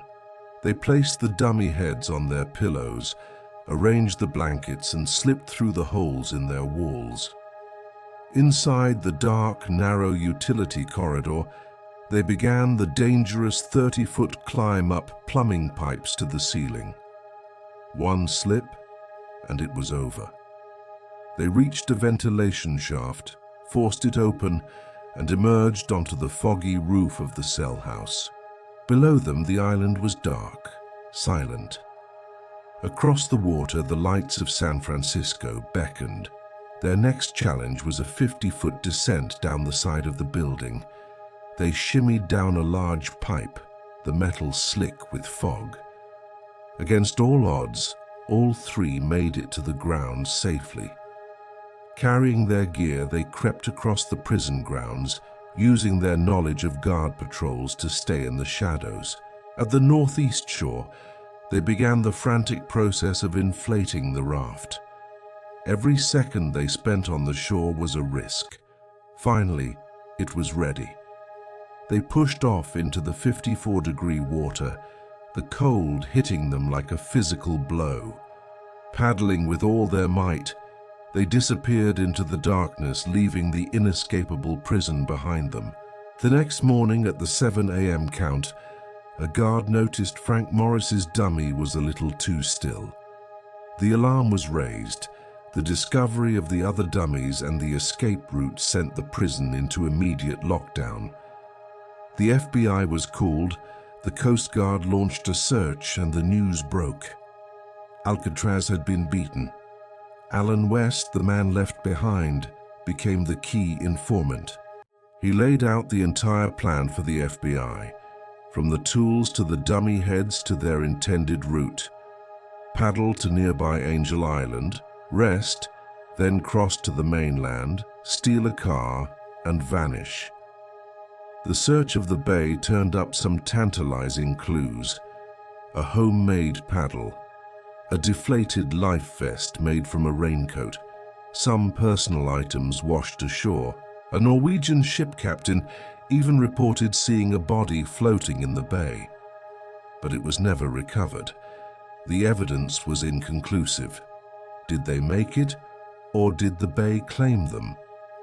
The FBI officially concluded they drowned, succumbing to hypothermia in the brutal currents. The case was closed in 1979. But the story doesn't end there. For decades, speculation has thrived. No bodies were ever found, which is the biggest argument for their survival. The Anglin family has claimed to receive anonymous postcards and Christmas cards for years. A photo from 1975, supposedly showing the brothers alive and well in Brazil, has been analyzed by experts, but none of it is definitive proof. The Great Escape remains one of history's greatest unsolved mysteries. Did three men pull off the impossible? Or did their desperate gamble end in the icy waters of the San Francisco Bay? We may never know for sure. The escape not only cemented Alcatraz's legendary status, but also sped up its closure a year later. It proved that even in the most secure cage, the human spirit's desire for freedom can never truly be locked down. Have you ever wondered why Alcatraz, the world's most infamous prison, suddenly shut down? It wasn't because the criminals got less dangerous. The real story is a mix of money, crumbling walls, and a radical shift in how we think about justice. By the early 1960s, keeping a prisoner on the rock cost $10 a day. That doesn't sound like much now, but back then it was 3 times more expensive than any other federal prison. Why? Think about it. Alcatraz is an island. Every single thing, from food and fuel to every drop of fresh water, had to be shipped in by boat. This constant expense was just the beginning. The real killer was the salt. The salty sea air of the San Francisco Bay was relentless. It corroded everything made of metal, which meant constant, costly repairs. Even worse, it was eating away at the prison building itself. The concrete was literally crumbling. Engineers warned that without millions of dollars in repairs, the whole place could become unsafe. For that kind of money, the government could build a brand new modern prison on the mainland. Attorney General Robert F. Kennedy looked at the numbers and knew Alcatraz's days were numbered. It was just too expensive. But it wasn't only about the money. America was changing. The 1960s brought a new way of thinking about crime and punishment. The old idea was to break a criminal's spirit, to punish them into submission. Alcatraz was the ultimate symbol of that philosophy, but new studies showed this approach didn't work. Harsh conditions and total isolation weren't making prisoners better. They were often making them worse. causing severe mental health damage. People started asking tough questions. Was locking someone away in brutal conditions really the answer? Critics pointed to inmates like Robert Stroud, the Birdman of Alcatraz, who spent decades in isolation and came out more broken than when he went in. The focus began shifting from pure punishment to rehabilitation, giving inmates skills and education to prepare them for a life after prison. Alcatraz, with its harsh reputation, just didn't fit into this new, more humane vision of justice. Then came the final straw. The infrastructure completely fell apart. By 1963, the prison's century-old sewage system was failing, backing up raw sewage into the cells. Imagine that. The plumbing was so shot that salt water was leaking into the freshwater pipes. Inmates were literally drinking salty water. The electrical system was a disaster, with constant power outages that would knock out the lights, the communication systems, and even the electronic locks. A security nightmare.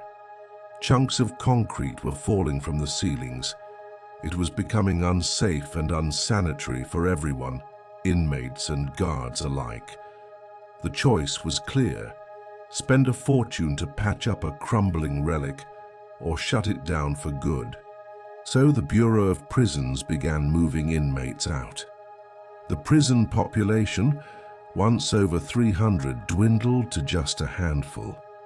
For the men who had spent years, even decades, on the rock, the transfer was surprisingly unsettling. They were leaving hell, but it was a hell they knew. They were headed to new prisons, new routines, and new dangers. Finally, on March 21, 1963, the last 27 inmates were escorted off the island. The final man to leave was a bank robber named Frank Weatherman. As he boarded the boat to the mainland, an era ended. Alcatraz Federal Penitentiary was officially closed. Reporters swarmed the docks, and Warden Olin Blackwell stated that the prison had served its purpose, but times had changed. The cell house that once held America's most wanted men fell silent. The cells were empty, the halls were quiet, and the future of the infamous island was completely unknown. After the closure, Alcatraz sat in limbo. What do you do with an abandoned island fortress? Ideas flew around. Some wanted to turn it into a museum or a park. Developers dreamed of luxury hotels and casinos with million-dollar bay views, but nothing happened. Without maintenance, the island began to decay rapidly. The salty fog rolled in through broken windows, rain flooded the corridors, and vandals snuck over to steal souvenirs. The once impenetrable fortress was now just a crumbling ruin, a ghost of its former self. But the story doesn't end there. As the prison decayed, a new chapter was about to begin. Native American activists started looking at old treaties. They found a law from the 1800s that said unused federal land could be returned to indigenous peoples, and there sat Alcatraz, an island of surplus federal land, right in the middle of San Francisco Bay. In 1964, a small group of activists made the first attempt to reclaim the island. They occupied it for just 4 hours before being removed, but they planted a seed. They had made a powerful statement. The island that had once been a symbol of federal power was now becoming a symbol of indigenous rights and resilience. While the government debated and the buildings crumbled, activists were planning something much bigger. This quiet, decaying period was just the calm before the storm. In 1969, a much larger group of Native Americans would return to Alcatraz, seizing the island and beginning a 19-month occupation. that would capture the world's attention and change the course of American history.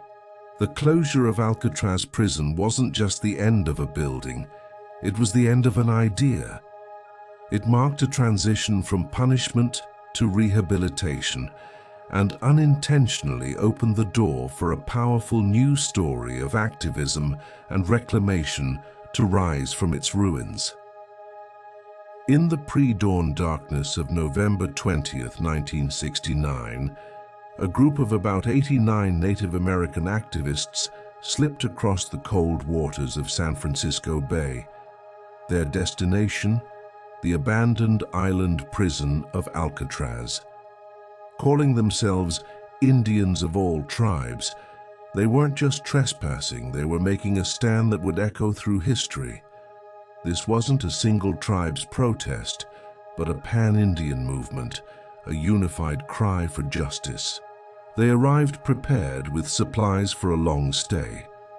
Within hours, they issued a powerful proclamation claiming Alcatraz under the 1868 Sioux Treaty, which stated that surplus federal land should revert to native people. Their offer to buy the island was dripping with satire. $24 in glass beads and red cloth, the same price supposedly paid for Manhattan. They pointed out Alcatraz's suitability as a reservation, isolated, no fresh water, and no resources. A biting commentary on the living conditions many indigenous people were forced to endure. The federal government, caught completely off guard, could only watch, unsure how to respond. The occupiers had a grand vision. This wasn't just about protest, it was about creation. They planned to transform Alcatraz into a beacon of Native American culture and education. They envisioned a center for Native American studies, a spiritual center to practice traditional religions freely, a museum to house their own history, and even an ecology center focused on indigenous knowledge. Richard Oakes, a charismatic Mohawk leader, became the voice of this vision. He explained that Native people needed their own institutions, free from government control. His words resonated across the country, and support poured in from all corners, including celebrities and ordinary citizens who saw the justice in their cause. Life on the Rock became a functioning community. At its peak, around 400 people lived there. They set up communal kitchens, schools for their children where Native history was taught alongside regular subjects, and security patrols. The island was a drug and alcohol-free zone dedicated to peaceful protest. The occupiers knew that violence would destroy their public support. They skillfully used the media, welcoming reporters to share their story with the world, which helped protect them from a forceful government crackdown. This unprecedented access brought the plight of Native Americans into living rooms across the nation, building a groundswell of sympathy. The Nixon administration was in a tough spot. A violent removal would be a public relations disaster, but letting the occupation continue could inspire more takeovers. They tried a waited-out strategy, cutting off power and water and blockading the island to stop supplies. Negotiations began, but the government's offers of mainland cultural centers were rejected. The occupiers stood firm. They wanted the island, a symbol of sovereignty. Then, tragedy struck. In January 1970, Richard Oakes' 13-year-old stepdaughter, Yvonne, fell from a crumbling stairwell. She died from her injuries a few days later. The accident was a devastating blow, not just to Oakes, who largely withdrew from the occupation consumed by grief, but to the movement itself. The incident highlighted the dangerous living conditions and gave critics ammunition. shifting the public narrative from political protest to a question of safety and responsibility. The occupation had lost its most prominent voice, and a shadow fell over the island community. As the occupation dragged on, internal fractures began to show. What started as a unified movement splintered. Some wanted to continue serious negotiations, while others, newer arrivals, saw the island as more of a countercultural commune. Disputes over leadership and resources grew. The harsh reality of life on the crumbling island, the cold, the damp, the lack of basic sanitation, wore people down. The numbers dwindled. By mid-1971, the once thriving community of hundreds had shrunk to fewer than 20 dedicated holdouts. In June 1970, a massive fire engulfed several of Alcatraz's historic buildings. The cause remains a mystery. The occupiers blamed government agents, suggesting it was a tactic to drive them out. The government blamed the occupiers, citing carelessness or internal conflict. Whatever the cause, the fire destroyed precious shelter and further damaged the occupation's public image.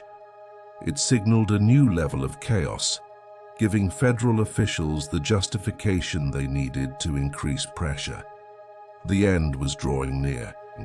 With only a handful of people left on the island, the government saw its chance. On June 11, 1971, after 19 months, a large force of federal marshals landed on Alcatraz. There was no resistance. The remaining occupiers were peacefully escorted off the island, ending one of the most significant protests in modern American history. No serious charges were filed. The government just wanted it to be over.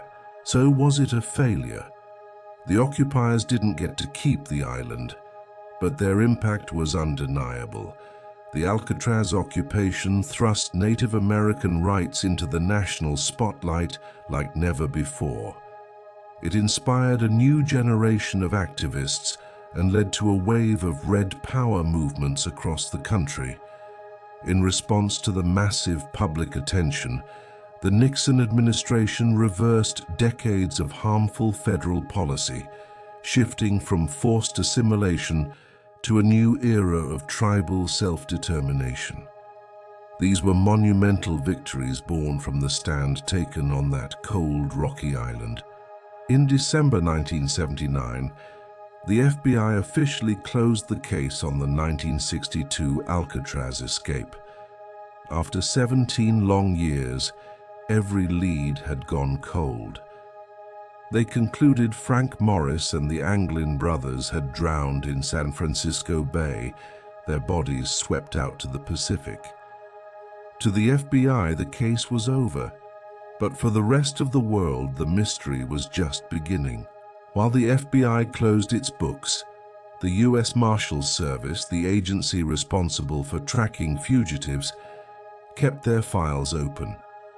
Technically, the three men remained wanted fugitives, a bureaucratic detail that would become incredibly important decades later.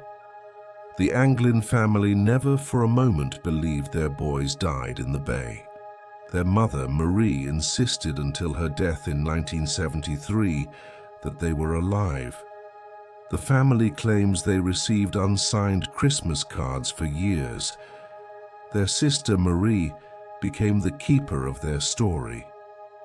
She even reported a strange sight at her mother's funeral. Two mysterious, disguised men who she was convinced were John and Clarence paying their last respects.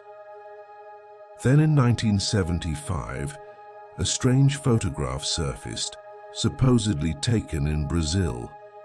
It showed two men who bore a striking resemblance to the Anglin brothers.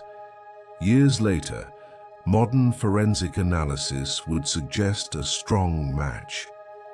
As the decades passed, a series of so-called deathbed confessions emerged. People claimed they knew what happened, that they had helped the escapees, or even that they had met them. One man's uncle supposedly harbored the fugitives right after the escape, giving them clothes and a ride out of California. But with the key witnesses long gone, these stories were impossible to verify.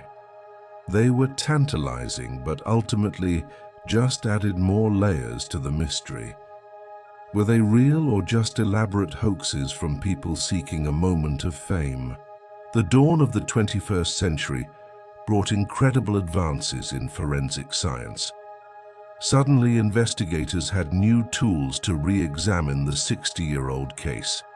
DNA analysis, facial recognition technology, and digital enhancement offered new hope. The Brazil photograph was reanalyzed, with experts concluding the facial structures were a probable match for the Anglin brothers. Computer models of the bay's currents on that fateful night even suggested that under the right conditions, the men could have made it to shore. The old assumption that they certainly drowned was starting to crumble. Then, in 2013, a bombshell landed. The FBI received a letter, allegedly from John Anglin himself. It began, "My name is John Anglin. I escaped from Alcatraz in June 1962. Yes, we all made it that night, but barely." The author claimed to be 83 years old, dying of cancer, and offered to turn himself in for medical treatment. The letter contained details that weren't public knowledge, suggesting it could be real. Investigators took it seriously. Handwriting and DNA tests were inconclusive, and the author never came forward. Was it a final, desperate cry for help, or the most convincing hoax of all? Around the same time, investigators uncovered the story of Fred Brizzi, a childhood friend of the Anglins. Before he died, Brizzi told his family he had met John and Clarence in Brazil back in 1975. He said they were living on a farm under new names. He claimed they swore him to secrecy, but let him take one photo to prove to their family they were alive. That photo. It was the same one that had surfaced years earlier. Brizzi had no motive to lie, gaining no fame or fortune from his story. When forensic analysts examined the photo again, they found an 85 to 90% certainty that the men were indeed the Anglin brothers. But could they have even survived the swim? To find out, people have tried to recreate it. In 2003, the show Mythbusters built a raft from raincoats, just like the inmates did, and successfully paddled to shore. Other attempts confirmed it. Survival was possible, though incredibly difficult. Dutch researchers even used computer models to show that if the escapees left at just the right time, between 11 p.m. and midnight, the tides would have helped carry them toward land. These recreations didn't prove they survived, but they proved they could have. So where does that leave us? Unlike the FBI, the U.S. Marshals Service never gave up. They still consider Morris and the Anglins to be wanted fugitives. Deputy U.S. Marshal Michael Dyke, who has spent years on the case, personally believes they survived the swim. In 2012, for the 50th anniversary, the Marshals even released age-progressed photos of what the men might look like in their old age. The case officially remains open. Meanwhile, Alcatraz Island itself, now a national park, presents both sides of the story. The Park Service doesn't take a definitive stance. Rangers share the facts, the evidence for drowning, and the clues that point to survival, letting over 1 million visitors each year decide for themselves. The escape is a huge part of the island's draw, the uncertainty making it all the more captivating. Today there is no consensus. Did they drown in the cold, treacherous waters of the bay? Or did three brilliant and determined men pull off the impossible, living out their lives in freedom? Experts are still divided. The lack of bodies or confirmed sightings points to a watery grave.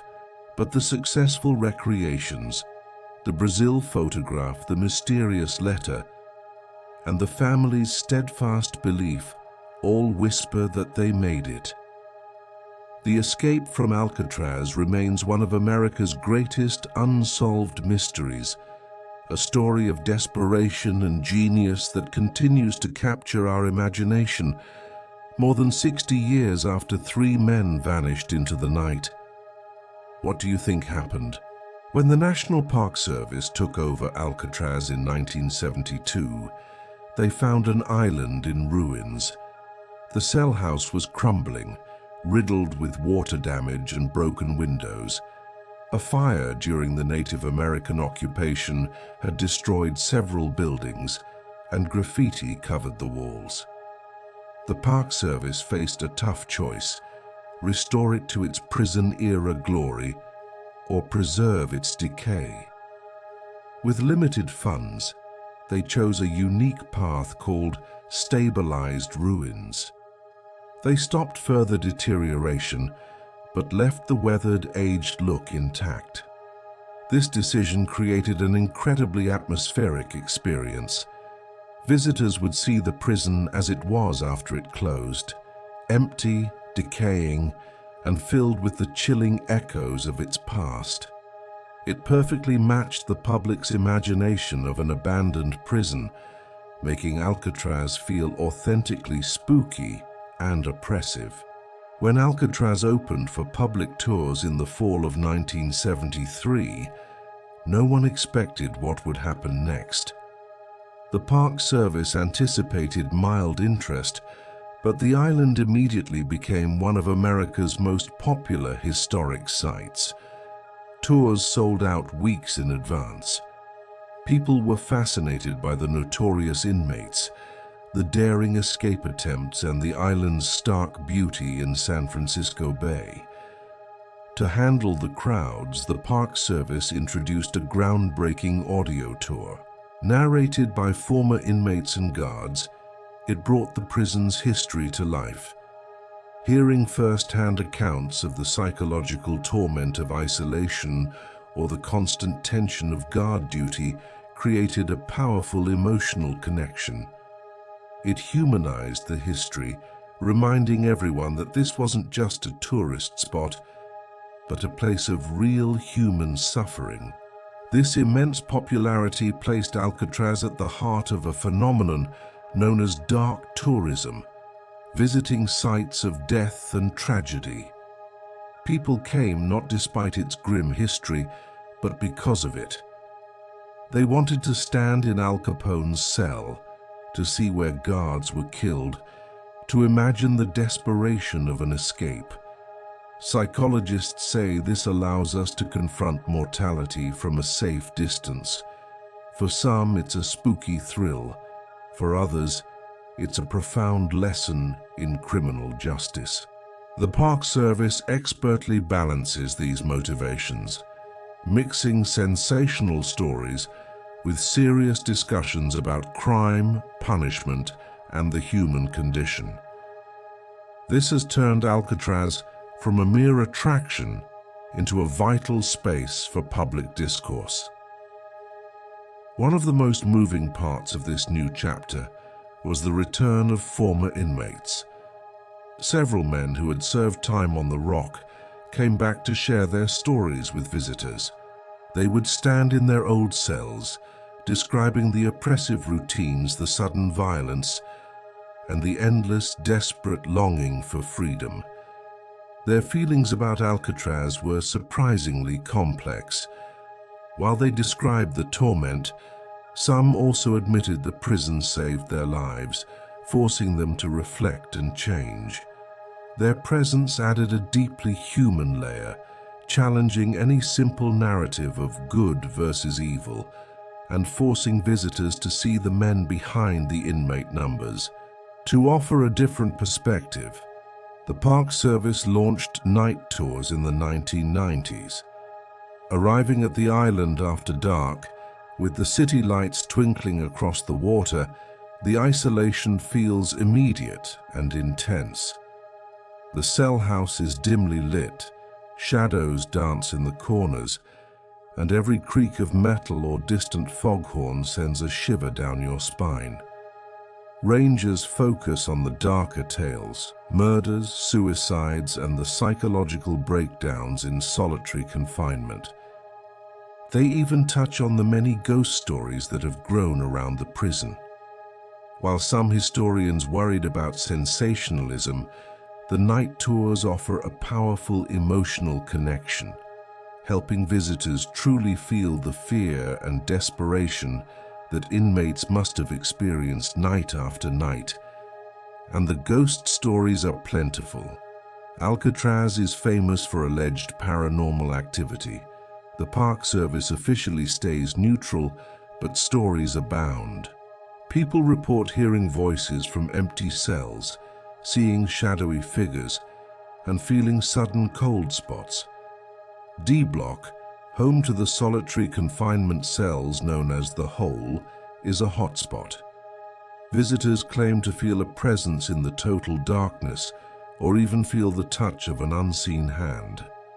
Cell 14D is particularly infamous, with many people reporting an overwhelming sense of dread that prevents them from even entering. Skeptics say it's just our minds playing tricks on us in a spooky place, but the sheer volume of similar experiences keeps the legends alive. Beyond the ghost hunts and tourism, Alcatraz has become a significant educational resource. School groups visit to learn about American history and the justice system. Programs are tailored for different ages, from basic history for young kids to complex debates on punishment and human rights for university students. Sometimes former guards or inmates speak to the students, providing a living connection to the past that no textbook can offer. The island serves as a real-world case study, prompting discussions about rehabilitation, retribution, and the very nature of justice in our society. Incredibly, amid the decay of the prison, nature has made a comeback. With the human population gone, seabirds returned in huge numbers. The island is now a vital sanctuary for colonies of western gulls and other birds. The Park Service has worked to restore native plants, turning the wild grounds into a small but important wildlife refuge. This creates a stunning contrast: the crumbling, oppressive prison, a symbol of confinement surrounded by the vibrant, thriving life of the natural world. It is a powerful metaphor for nature as resilience and the eventual decay of all human institutions. Of course, with immense popularity comes the challenge of commercialization.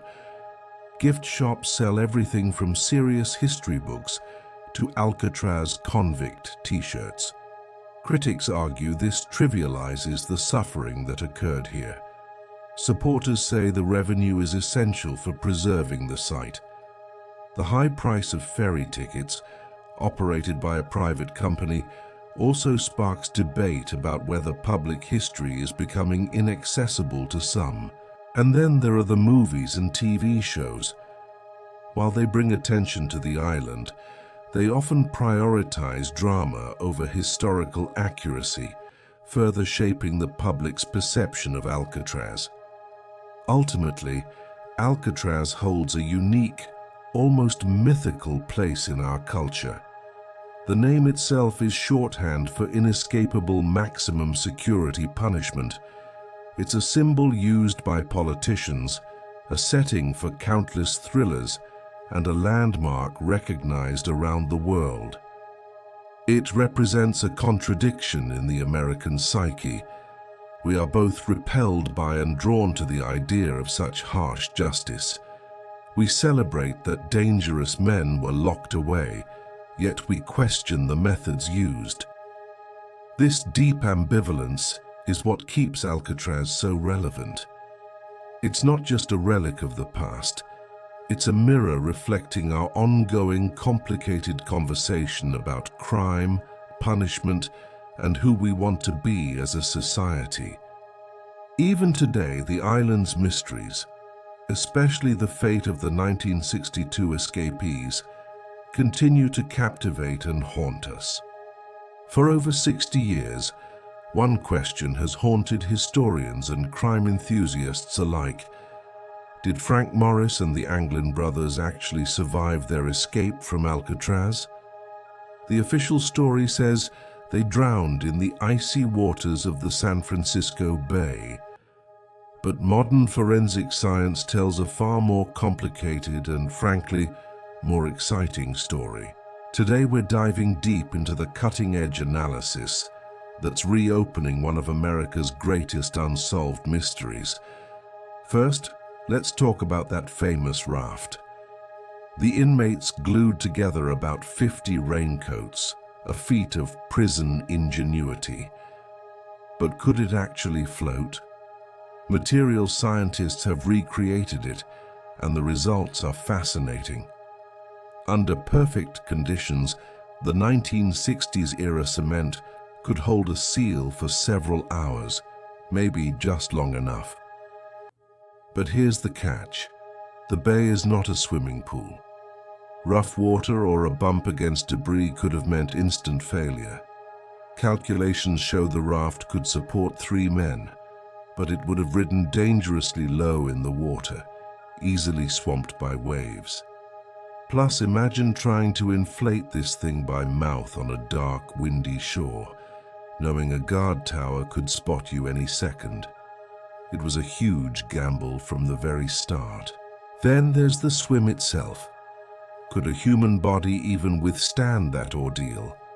The water on June 11, 1962, was a bone-chilling 50 to 54 degrees Fahrenheit. Hypothermia would set in within 30 to 45 minutes for an average person. Now, the Anglin brothers were known to be strong swimmers, having escaped another prison by swimming through shark-infested waters. But even for them, the 1.25-mile swim against the bay's treacherous currents would have been a monumental challenge. Physiologists believe that if their raft held up enough for them to rest and they kept moving to generate body heat, they might have just barely extended their survival window. While modern athletes swim this route, they use wetsuits and have support boats. Morris and the Anglins had none of that. Survival was possible, but the odds were stacked against them. This is where it gets really interesting. The currents. Oceanographers have used advanced computer models to simulate the bay's tides on that specific night. It all came down to timing. If the men entered the water before 11 p.m., the strong outgoing tide would have swept them out to the Pacific Ocean, a certain death sentence. But if they left between 11 p.m. and midnight, they might have caught a brief window of slack water or an incoming tide. This is the golden hour that could have pushed them towards Angel Island or the Marin shore.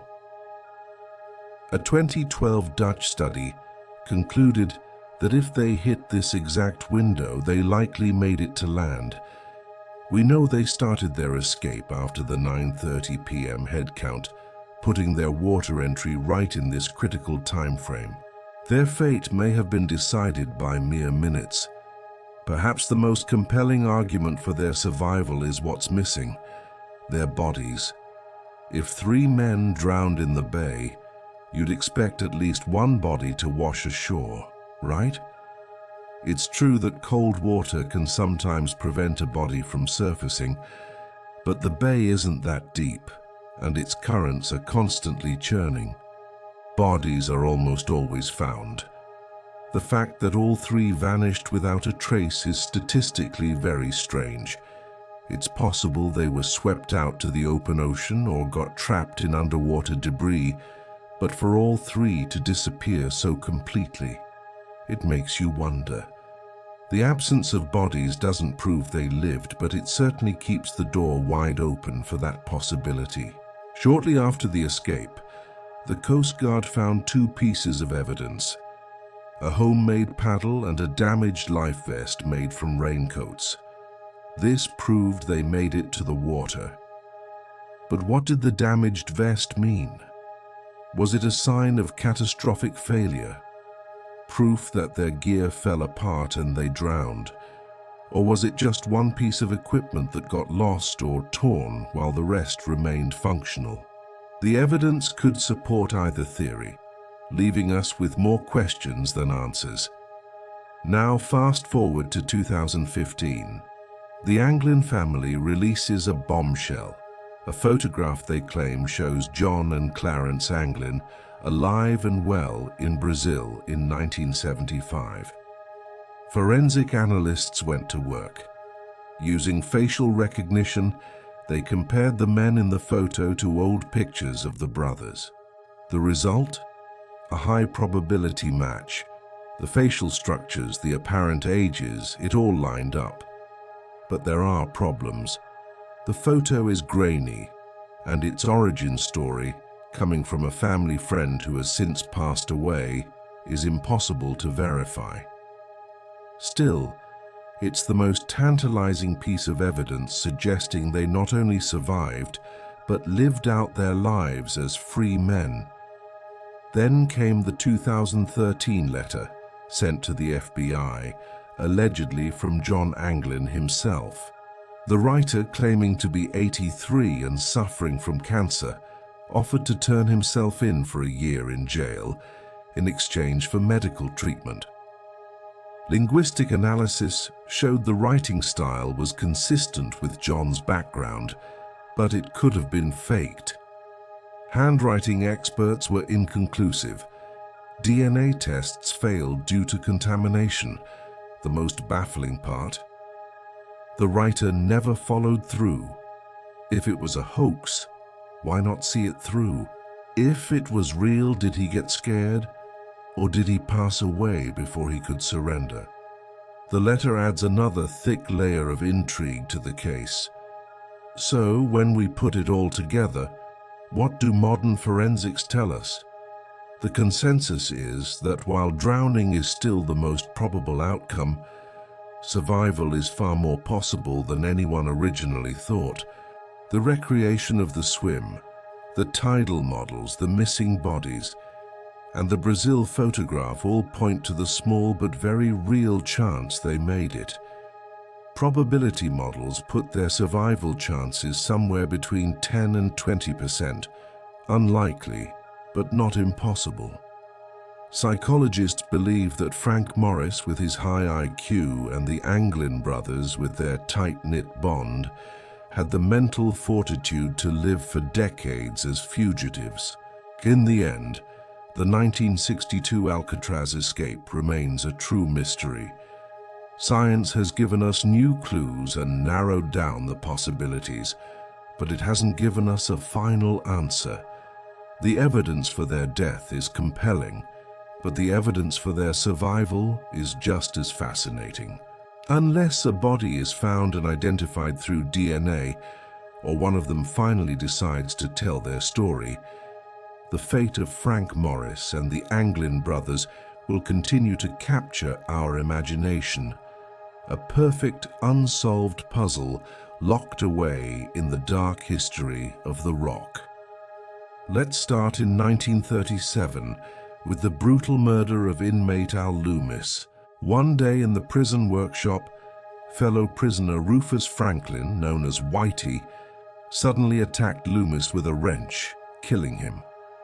The attack seemed completely unprovoked. Franklin claimed self-defense, but no one had ever seen the two men argue. The strangest part: Loomis was scheduled for a transfer to a less secure prison in just 1 week. Rumors swirled among the inmates. Had someone paid Franklin to silence Loomis before he could be moved? Did Loomis know something, or owe someone, that made him a target? Franklin never gave a clear reason. He was convicted of murder and eventually died in prison, taking the real motive for killing Al Loomis to his grave. Was it a random act of violence or a calculated assassination inside America's most secure prison? The mysteries didn't stop there. During the Depression era, Alcatraz housed many bank robbers who knew the locations of stolen fortunes that were never recovered. It seems their old associates hadn't forgotten about them. In 1938, an inmate named Edward Wutke, a known bank robber, received a heavily censored letter. The parts that got through were normal family news, but guards said the blacked-out sections contained coded references to locations and numbers. Before anyone could investigate further, Wutke, a healthy 42-year-old, dropped dead of a supposed heart attack. No autopsy was performed. Coincidence? Many didn't think so. Another famous bank robber, Harvey Bailey, also received threatening letters telling him to keep his mouth shut.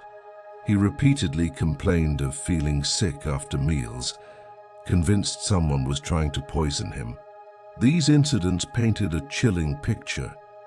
Even behind the walls of Alcatraz, the reach of outside criminal organizations was long and deadly. But some mysteries were just plain bizarre. Imagine this. On a July morning in 1942, guards making their rounds found 3 inmates in separate cells, completely unresponsive. They weren't dead, but they were in a deep, coma-like state. Doctors were baffled. There were no signs of injury, no drugs found in their systems. After several days, all 3 men woke up with no memory of what happened. How could 3 separate prisoners fall into a mysterious synchronized coma? One theory suggested they brewed some kind of homemade sedative to escape the psychological torture of prison life. Another, darker theory whispered of contaminated food. But who would do it, and why? The case of the sleeping bodies remains one of Alcatraz's strangest, unsolved medical puzzles. The psychological pressure of Alcatraz didn't just affect the inmates. It took a heavy toll on the guards, too. Guard Roy Klein, who worked on the Rock in the late 1930s, began telling his colleagues about recurring nightmares. He dreamed he was being attacked and killed by inmates. His premonitions were disturbingly specific. He dreamt of being struck from behind with a hammer. Tragically, in 1938, during an escape attempt, that's exactly how he died. Was it a true premonition, or was his subconscious picking up on subtle clues that the inmates were planning something? After his death, other guards reported similar feelings of dread, prompting the prison to bring in psychiatrists to help them cope with the intense anxiety. It showed that the fear on Alcatraz was a poison that seeped into everyone. The year 1948 was particularly dark. In just 6 months, 5 inmates either committed suicide or attempted it. This suicide cluster was alarming. Investigators couldn't find any connection between the men. Some believed it was a copycat effect, where one suicide tragically inspired others. But inmates whispered a more sinister theory, that some of these deaths weren't suicides at all, but murders staged to look that way, possibly carried out by other prisoners or even guards. While no evidence ever supported this, the cloud of suspicion never fully lifted. The cluster of deaths ended as mysteriously as it began, leaving behind a chilling question about what really happened during that bleak 6-month period. Perhaps nothing illustrates the tension on Alcatraz better than the case of the missing key. In 1951, a cell key vanished from the guard station. This was supposed to be impossible. Every key was tracked with military precision. The prison went into immediate lockdown. For 3 days, the entire island was torn apart.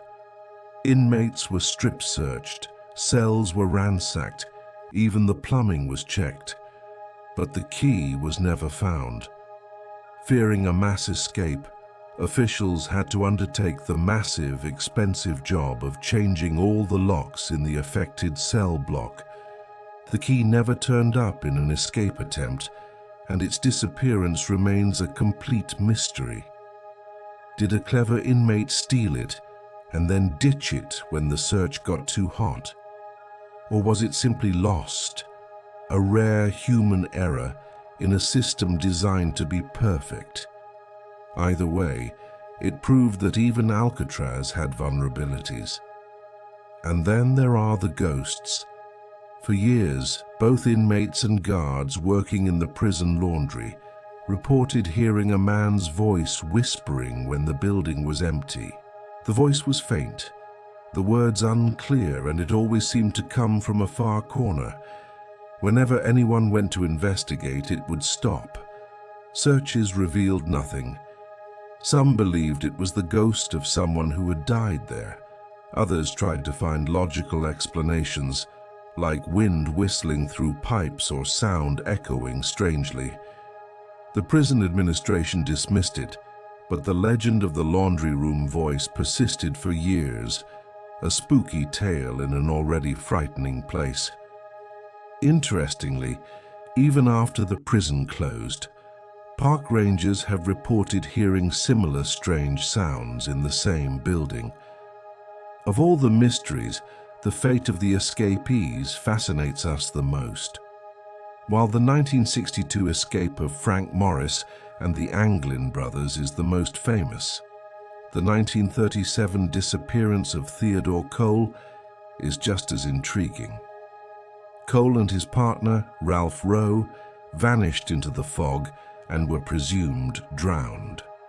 But unlike many others, there were multiple credible sightings of Cole in the years that followed. In 1941, someone who knew him before prison swore they saw him in Spokane, Washington. In 1948, a former criminal associate spotted a man who looked exactly like him in a San Francisco bar. In both cases, the man vanished before police could arrive. Did Theodore Cole, against all odds, make it to shore and live out his life under a new identity? We'll likely never know for sure. Finally, we have the suspicious death of inmate William Radke in 1956. Radke was rushed to the infirmary with severe stomach pain and diagnosed with appendicitis. But before he could be transferred to a hospital, he died suddenly. The official cause was a ruptured appendix, but here's the twist. Radke was scheduled to testify against powerful mob figures the very next week. Inmates were certain he was poisoned, his death made to look like a medical emergency to keep him quiet.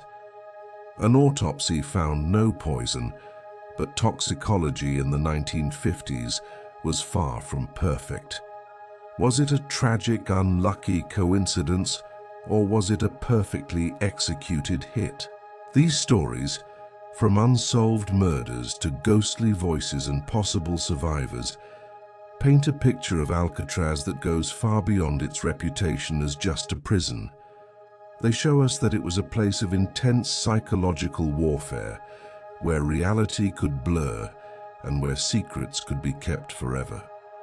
Despite the guards, the bars, and the cold waters of the bay, Alcatraz was still a human place, filled with all the deception, violence, and mystery that comes with it. The rock may be closed, but its secrets live on, whispering from the empty cells and dark corridors. 60 years later, the Great Escape from Alcatraz remains one of history's most tantalizing cold cases. What really happened to Frank Morris and the Anglin brothers?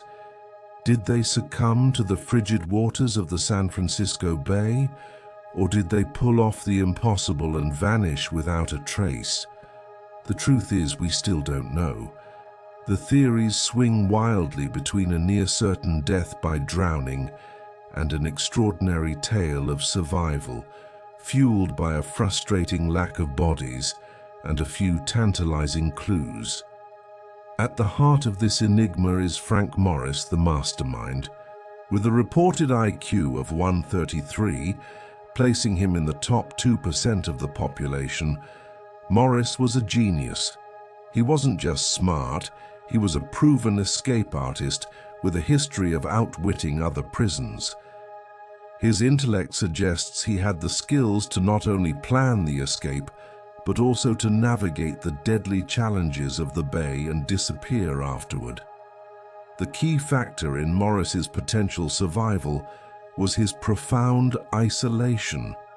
He had no known family, no visitors, and no documented outside contacts. This meant no one was looking for him to resurface. Unlike the Anglins, whose family ties could leave a trail, Morris was a ghost. He could melt away, create a new identity, and live out his life completely undetected.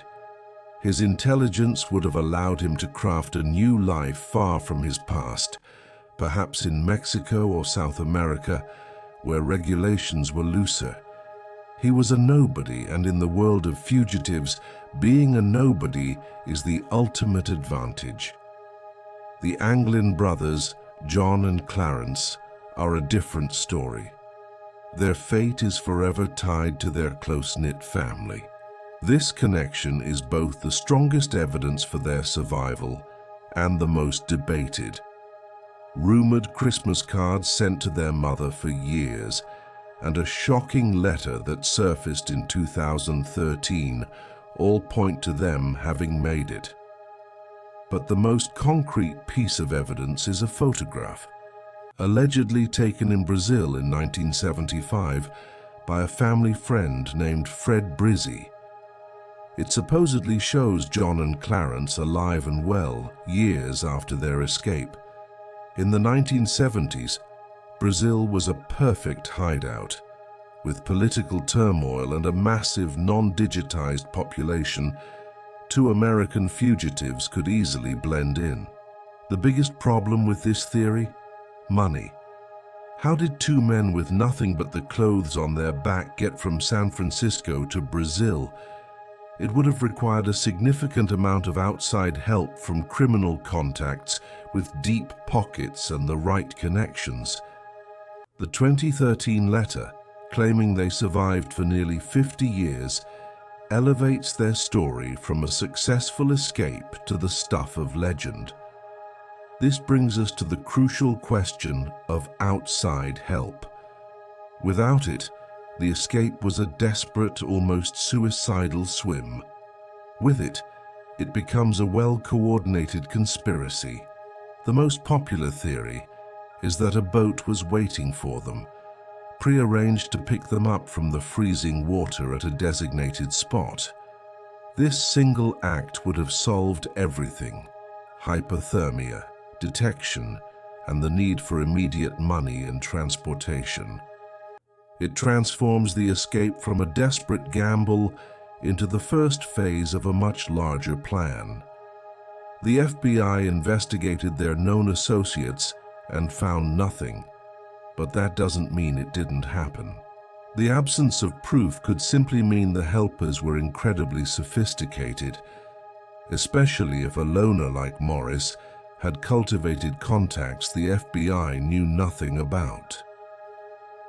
For the US government, the Alcatraz escape has always been a public relations nightmare. If the men survived, it means the country's most secure federal prison was beaten, and 3 fugitives eluded the entire federal law enforcement apparatus for life. That's a massive embarrassment. Some argue that authorities have an incentive to stick to this "they drowned" story to protect Alcatraz's fearsome reputation. But a decades-long cover-up seems unlikely, especially since the FBI conducted a genuine 17-year investigation and the U.S. Marshals Service still keeps the case file open. The truth is, the government is stuck. Claiming they died without bodies looks like a cover-up. Admitting they survived is admitting failure. So they've settled on the safest bureaucratic position, acknowledging the uncertainty while officially concluding they probably drowned. But we, as a culture, seem to need this mystery. The story of Alcatraz resists a final answer because the uncertainty is what makes it so compelling. It fuels books, movies, and endless speculation. We're drawn to the narrative of three underdogs who beat an unbeatable system. If they drowned, they're just failed criminals. If they survived, they're folk heroes. The media loves this ambiguity because unsolved mysteries sell. There's a powerful cultural and even economic investment in keeping this legend alive. Even if definitive proof of their deaths emerged tomorrow, a part of the public would likely reject it, preferring the romantic story of their incredible survival. And what about the raft? This is one of the biggest holes in the drowning theory. They built a raft and life vests out of more than 50 raincoats. That material, even if it deflated, should float. Yet only one life vest and a single paddle were ever found. So where is the rest of it? If the men drowned, the raft must have either fallen apart and sunk near Angel Island, or it was carried out through the Golden Gate into the vast Pacific Ocean, which is statistically unlikely. The most compelling alternative is that they reached the shore and then deliberately destroyed and sank the raft. Getting rid of the evidence would have been their top priority to cover their tracks and prevent forensics from determining where they landed. The few items that were found could have simply been lost during their chaotic launch from the island. This leads us to the Angel Island theory. Just a mile from Alcatraz, Angel Island offered the perfect layover spot. It was close, provided cover, and gave them a chance to recover from their exhausting swim. They could have hidden in the island's dense wilderness or abandoned buildings, resting for hours or even days. After recovering, the swim to the Marin County mainland would have been much shorter and safer. This theory fits the timeline perfectly. They could hide during the day while search parties were out in full force, and then make their final move at night. While searchers of the island found nothing, that doesn't mean they weren't there. Three clever fugitives would have known how to cover their tracks. Let's dive deeper into that Brazil connection. The 1975 photograph remains the most debated piece of evidence. In the 60s and 70s, Brazil was a haven for fugitives. Its government had little interest in cooperating with international law enforcement, and without digital records, creating a new life was easy. The biggest hurdle, again, is logistics. How did they get there? Perhaps criminal associates fronted them the money and fake documents. Or maybe they worked their passage on a merchant ship heading to South America.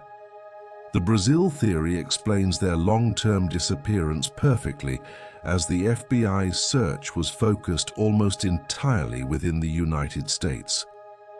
Fred Brizzi, the man who provided the photo, had no clear reason to invent such a story, which lends it some credibility.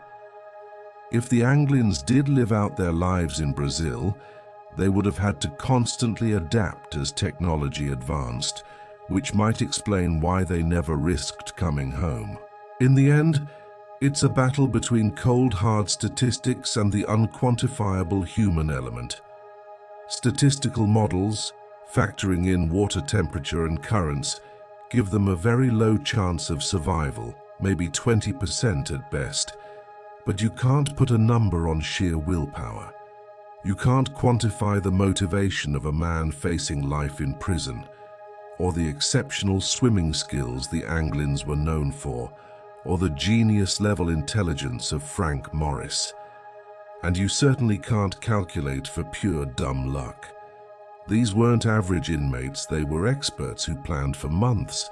Statistics tell us what usually happens, but they can't tell us what happened on one specific night.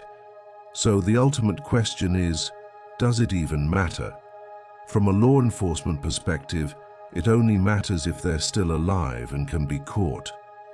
Historically, a definitive answer would finally settle the debate over Alcatraz's reputation, but philosophically, the story has become a powerful metaphor for resistance, for the willingness to risk death for a chance at freedom. For the Anglin family, it's a story of decades of unresolved grief. For the rest of us, it's a cultural touchstone, a reminder that some mysteries are never solved, and that the dream of vanishing and starting over is still powerfully romantic. Whether they lived or died, Frank Morris and the Anglin brothers achieved a kind of immortality. They escaped their cells and became legends. How did a place of misery become one of the world's most famous tourist attractions? And what does its story tell us about ourselves? The myth of Alcatraz didn't start after the prison closed. It was forged while the cell doors were still slamming shut. The media couldn't resist. They gave it dramatic nicknames like Alcatraz and the Devil's Island, painting a picture of a brutal, inescapable super prison. Its location was marketing genius, a forbidding island, visible from the bustling city of San Francisco, yet a world away. It was a perfect symbol, society's worst, locked away where everyone could see them but no one could reach them. Hollywood then took this foundation and ran with it. Movies like Escape from Alcatraz, starring Clint Eastwood, weren't documentaries. They were thrillers, designed to entertain, not educate. They simplified the story, emphasizing two key ideas. No one ever escaped, and only the worst of the worst were sent there. This narrative wasn't just good for ticket sales. It reassured the public that the government was tough on crime. As the last inmates left and the first tourists arrived, a new layer was added to the legend: the ghost stories. Visitors and even park rangers started reporting strange occurrences. The clang of a cell door when no one is there, disembodied screams from the solitary confinement block, or sudden, overwhelming feelings of sadness in the old shower room. The most haunted spots are said to be D block, especially cell 14D, the dreaded hole. Skeptics have logical explanations, of course. The wind howling through the broken-down building creates strange acoustics, and temperature drops are common. Plus, if you go to a place expecting to be scared, your mind can play tricks on you. But whether you believe in ghosts or not, these stories serve a powerful purpose. They keep the memory of the human suffering that happened here alive. The ghosts are the echoes of real pain, ensuring that we never forget Alcatraz was more than just a building. It was a place of despair. So, what is it like to visit Alcatraz today? The National Park Service, which manages the site, has a tough job. They have to balance historical accuracy with entertainment, all while showing respect for the men who lived and died there. They don't try to hide the decay. In fact, they preserve the prison as stabilized ruins, letting the rust and crumbling concrete tell a story of abandonment. The heart of the experience is the award-winning audio tour. It's not just a narrator telling you facts. You hear the voices of former inmates and guards telling their own stories in their own words. It's incredibly intimate. You're standing in a tiny cell, hearing a man describe what it was like to be locked in there for years. It forces you to confront the grim reality of confinement. The tour doesn't shy away from difficult topics like the psychological toll of isolation or the racial tensions within the prison. For many visitors, it's a transformative experience. They come for the Hollywood legend, but leave with a much deeper, more complicated understanding of crime and punishment. Thanks to pop culture, Alcatraz is arguably the most famous prison on Earth. It has been the setting for dozens of movies, TV shows, and video games. We've seen Nicolas Cage break into it in The Rock, and watched it become a key location in the Call of Duty universe.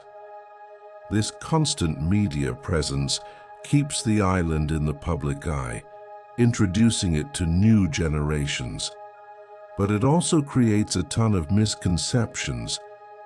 Park rangers spend a lot of their time correcting the record, explaining that no, Al Capone did not run the prison from his cell, and the plot of The Rock is pure fiction. But they're smart about it. They use these popular stories as a starting point, a way to draw people in and then pivot to the real history, turning a movie reference into a teachable moment. But if we look past the movies and ghost stories, what does Alcatraz tell us about the justice system itself? When we look at the prison through a modern civil rights lens, a darker picture emerges. The inmate population was disproportionately non-white. African American, Native American, and Latino men were overrepresented, reflecting the systemic racism that plagued the country's legal system. Some inmates weren't just common criminals, they were political prisoners. Men who defied Jim Crow segregation laws or Native Americans who resisted federal policies on their lands were sent to Alcatraz to be broken.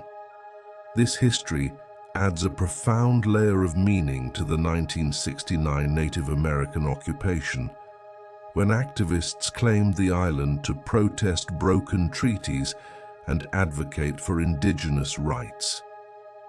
By acknowledging these facts, we see Alcatraz not just as a prison, but as a reflection of deeper social inequalities.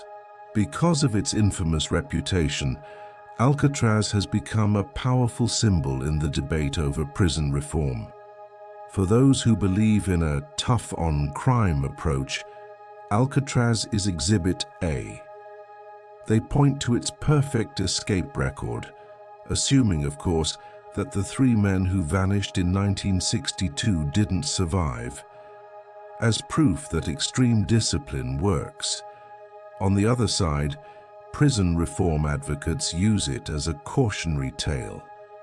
They highlight the immense psychological damage inflicted on inmates, the complete lack of rehabilitation programs, and the incredibly high cost of running the facility. They argue it was a failed experiment, and for prison abolitionists, Alcatraz represents the ultimate flaw in the system, an institution built on control and violence. The island has become a sort of Rorschach test.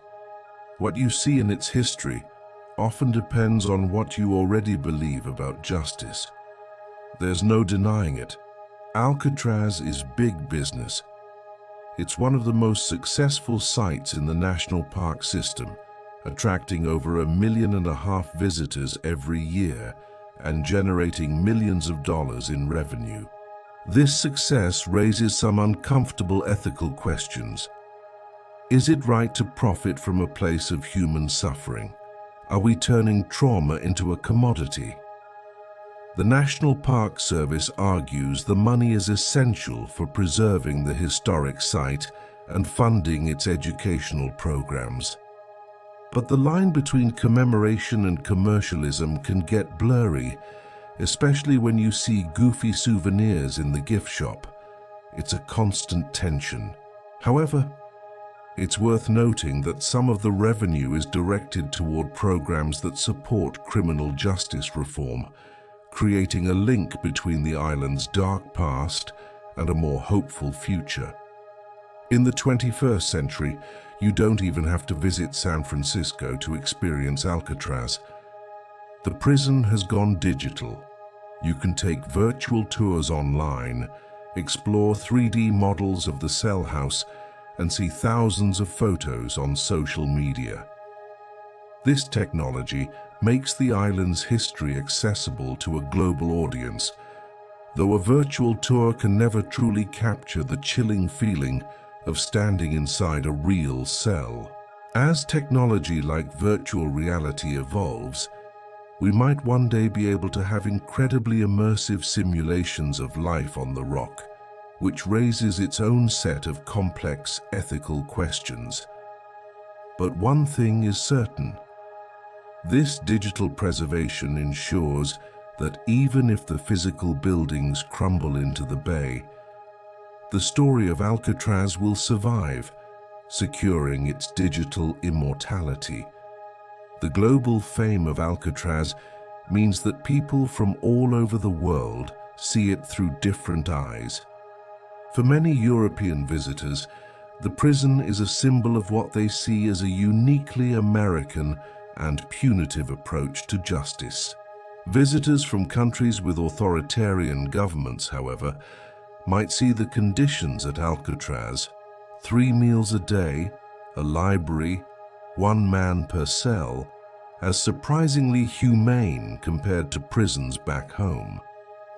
Latin American tourists are often fascinated by the theory that the Anglin brothers survived the 1962 escape and fled to Brazil. And Indigenous visitors from Canada, Australia, and New Zealand connect the history of Alcatraz to their own people's struggles against colonization. These diverse perspectives enrich our understanding, showing us that Alcatraz isn't just an American story, it's a global one. So why does the story of Alcatraz still have such a powerful grip on our imagination decades after it closed? It's because it embodies a fundamental, timeless tension, the conflict between order and freedom.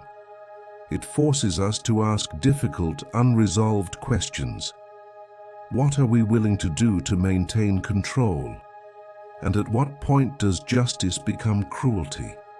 The engine that keeps this fascination running is the unsolved mystery of the 1962 escape. The image of Frank Morris and the Anglin brothers chipping their way through concrete with spoons and braving the treacherous bay on a raft made of raincoats is an incredible symbol of the human desire for freedom. Their uncertain fate is key. If we knew for sure that they died, the story would have an ending. It would be a tragedy, but it would be over. The mystery is what keeps the legend alive. Alcatraz has become more than a prison. It's a piece of our memory infrastructure, a physical place that forces us to confront uncomfortable truths about our society. Its concrete walls may be decaying, but its story is permanent. After our long journey through the history of Alcatraz, we're left with one final, unavoidable truth. Some things we will simply never know. The most tantalizing mystery, of course, is the fate of Frank Morris and the Anglin brothers. Did they survive their 1962 escape? Without their remains, a DNA match, or some other miracle of evidence, that question will likely haunt these waters forever. And it's not just about the escape. The inner lives of most inmates, their private fears, their hopes, their ways of coping with years of isolation, are lost to us. Prison records show crimes and punishments, but not the soul. Was that death a suicide or a murder? Was that accident really accidental? The full extent of guard misconduct, the personal suffering of families on both sides of the bars. These are human dimensions largely erased by time, leaving us with an incomplete picture. Accepting this uncertainty is a core part of understanding Alcatraz. Preserving what we do have is a constant battle. The prison itself is literally dissolving. The salty air and damp fog that tormented inmates now corrode the very steel and concrete of the cell house. Future generations might not be able to walk these halls as we can. The paper trail is just as fragile.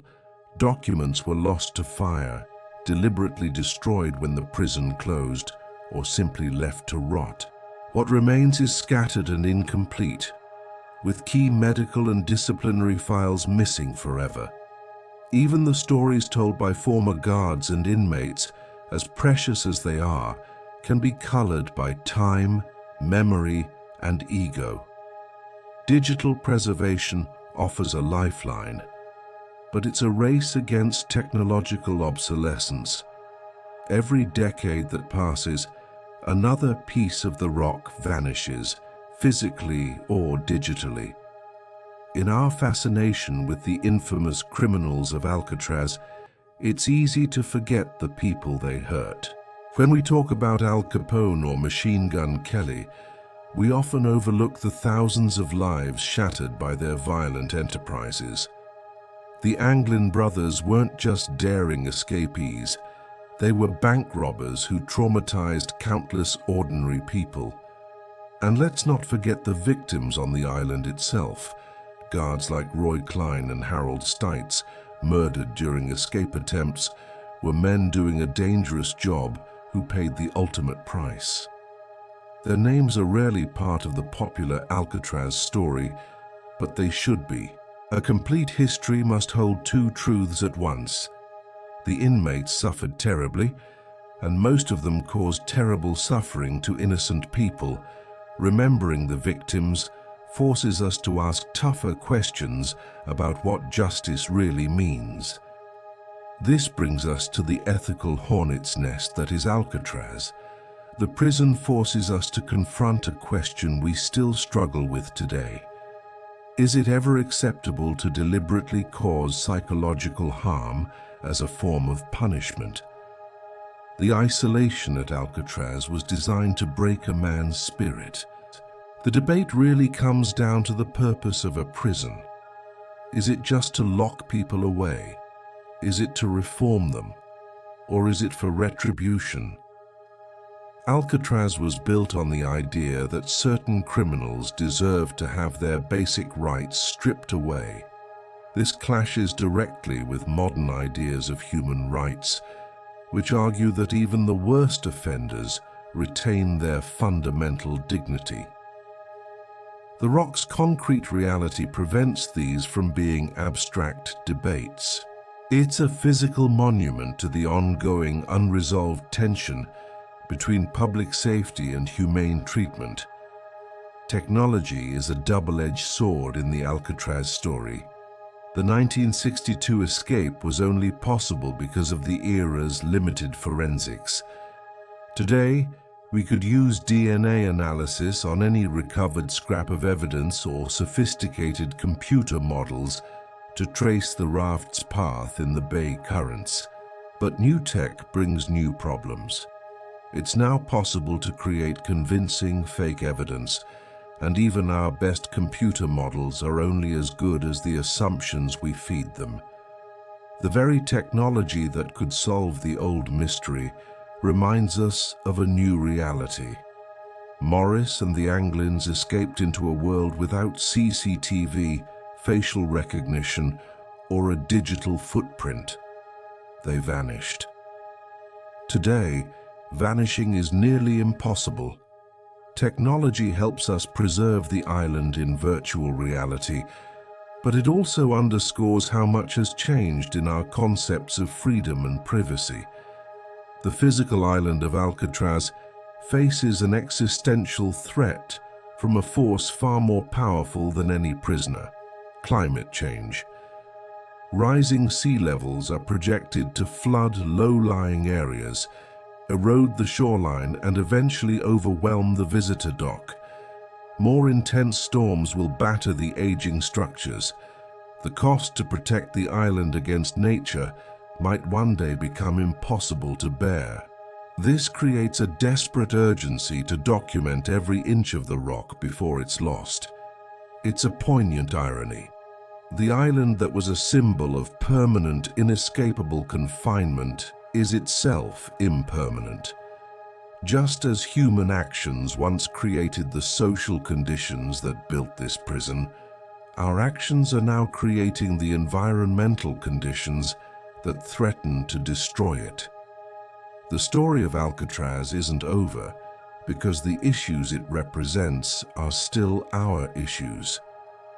The prison closed, but the debates just moved to new locations.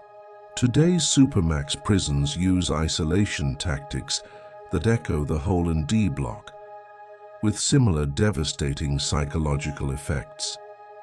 America's struggles with mass incarceration and racial disparities in the justice system are a direct continuation of the problems Alcatraz embodied. The fundamental tension between punishment and rehabilitation is as fierce as ever. Alcatraz is a powerful historical mirror. It shows us that our approach to crime is a reflection of our society's values and fears, and it is a humbling reminder that the methods we consider just and normal today may be seen as barbaric by future generations. The narrative is unfinished because we are still living it. So, what are the ultimate lessons of Alcatraz? First, that total control is an illusion. Despite the guards, the bars, and the water, the human spirit of resistance never died. Second, that cruelty is not effective. The prison's harshness inflicted immense suffering, but did little to actually reform its inmates. Third, that policy is often driven by fear, not facts. The rock was built to contain the public's fear of super gangsters in the 1930s, and perhaps most importantly, that individual stories matter. Behind the statistics and legends are real people who suffered, hoped, and lost. We must also learn humility. The unsolvable escape mystery teaches us to embrace uncertainty, and looking back at the prison's methods should make us question the certainty of our own. We are standing at a critical juncture. Within the next decade or so, the last living link to the federal prison years will be gone. No one will be left who personally walked these tiers as an inmate or a guard. When the last survivor passes, our understanding of Alcatraz will fundamentally change. We will become completely reliant on records which can't convey the tone of a voice or the look in an eye. Oral history projects have captured many stories, but so many more were lost forever. The passing of this generation makes the history more objective, perhaps, but it also allows myths to harden into fact without a first-hand witness to set the record straight. These last survivors are the final guardians of the prison's emotional truth. In the end, it all comes back to the mystery. The fate of Frank Morris and the Anglin brothers is the beating heart of the Alcatraz legend. Our human need for closure is frustrated by their disappearance. The story has no final chapter. This very uncertainty is what grants Alcatraz its immortality. It became a legend, not just for its brutality, but for the one question it left unanswered. The escapees were transformed into timeless symbols of defiance against an unbreakable system. Whether we ever find the truth or whether it was swallowed by the sea 60 years ago, the mystery itself is the prison's true legacy. The cells are empty, the gates are open, but the questions of Alcatraz echo across the water forever. Thanks for watching.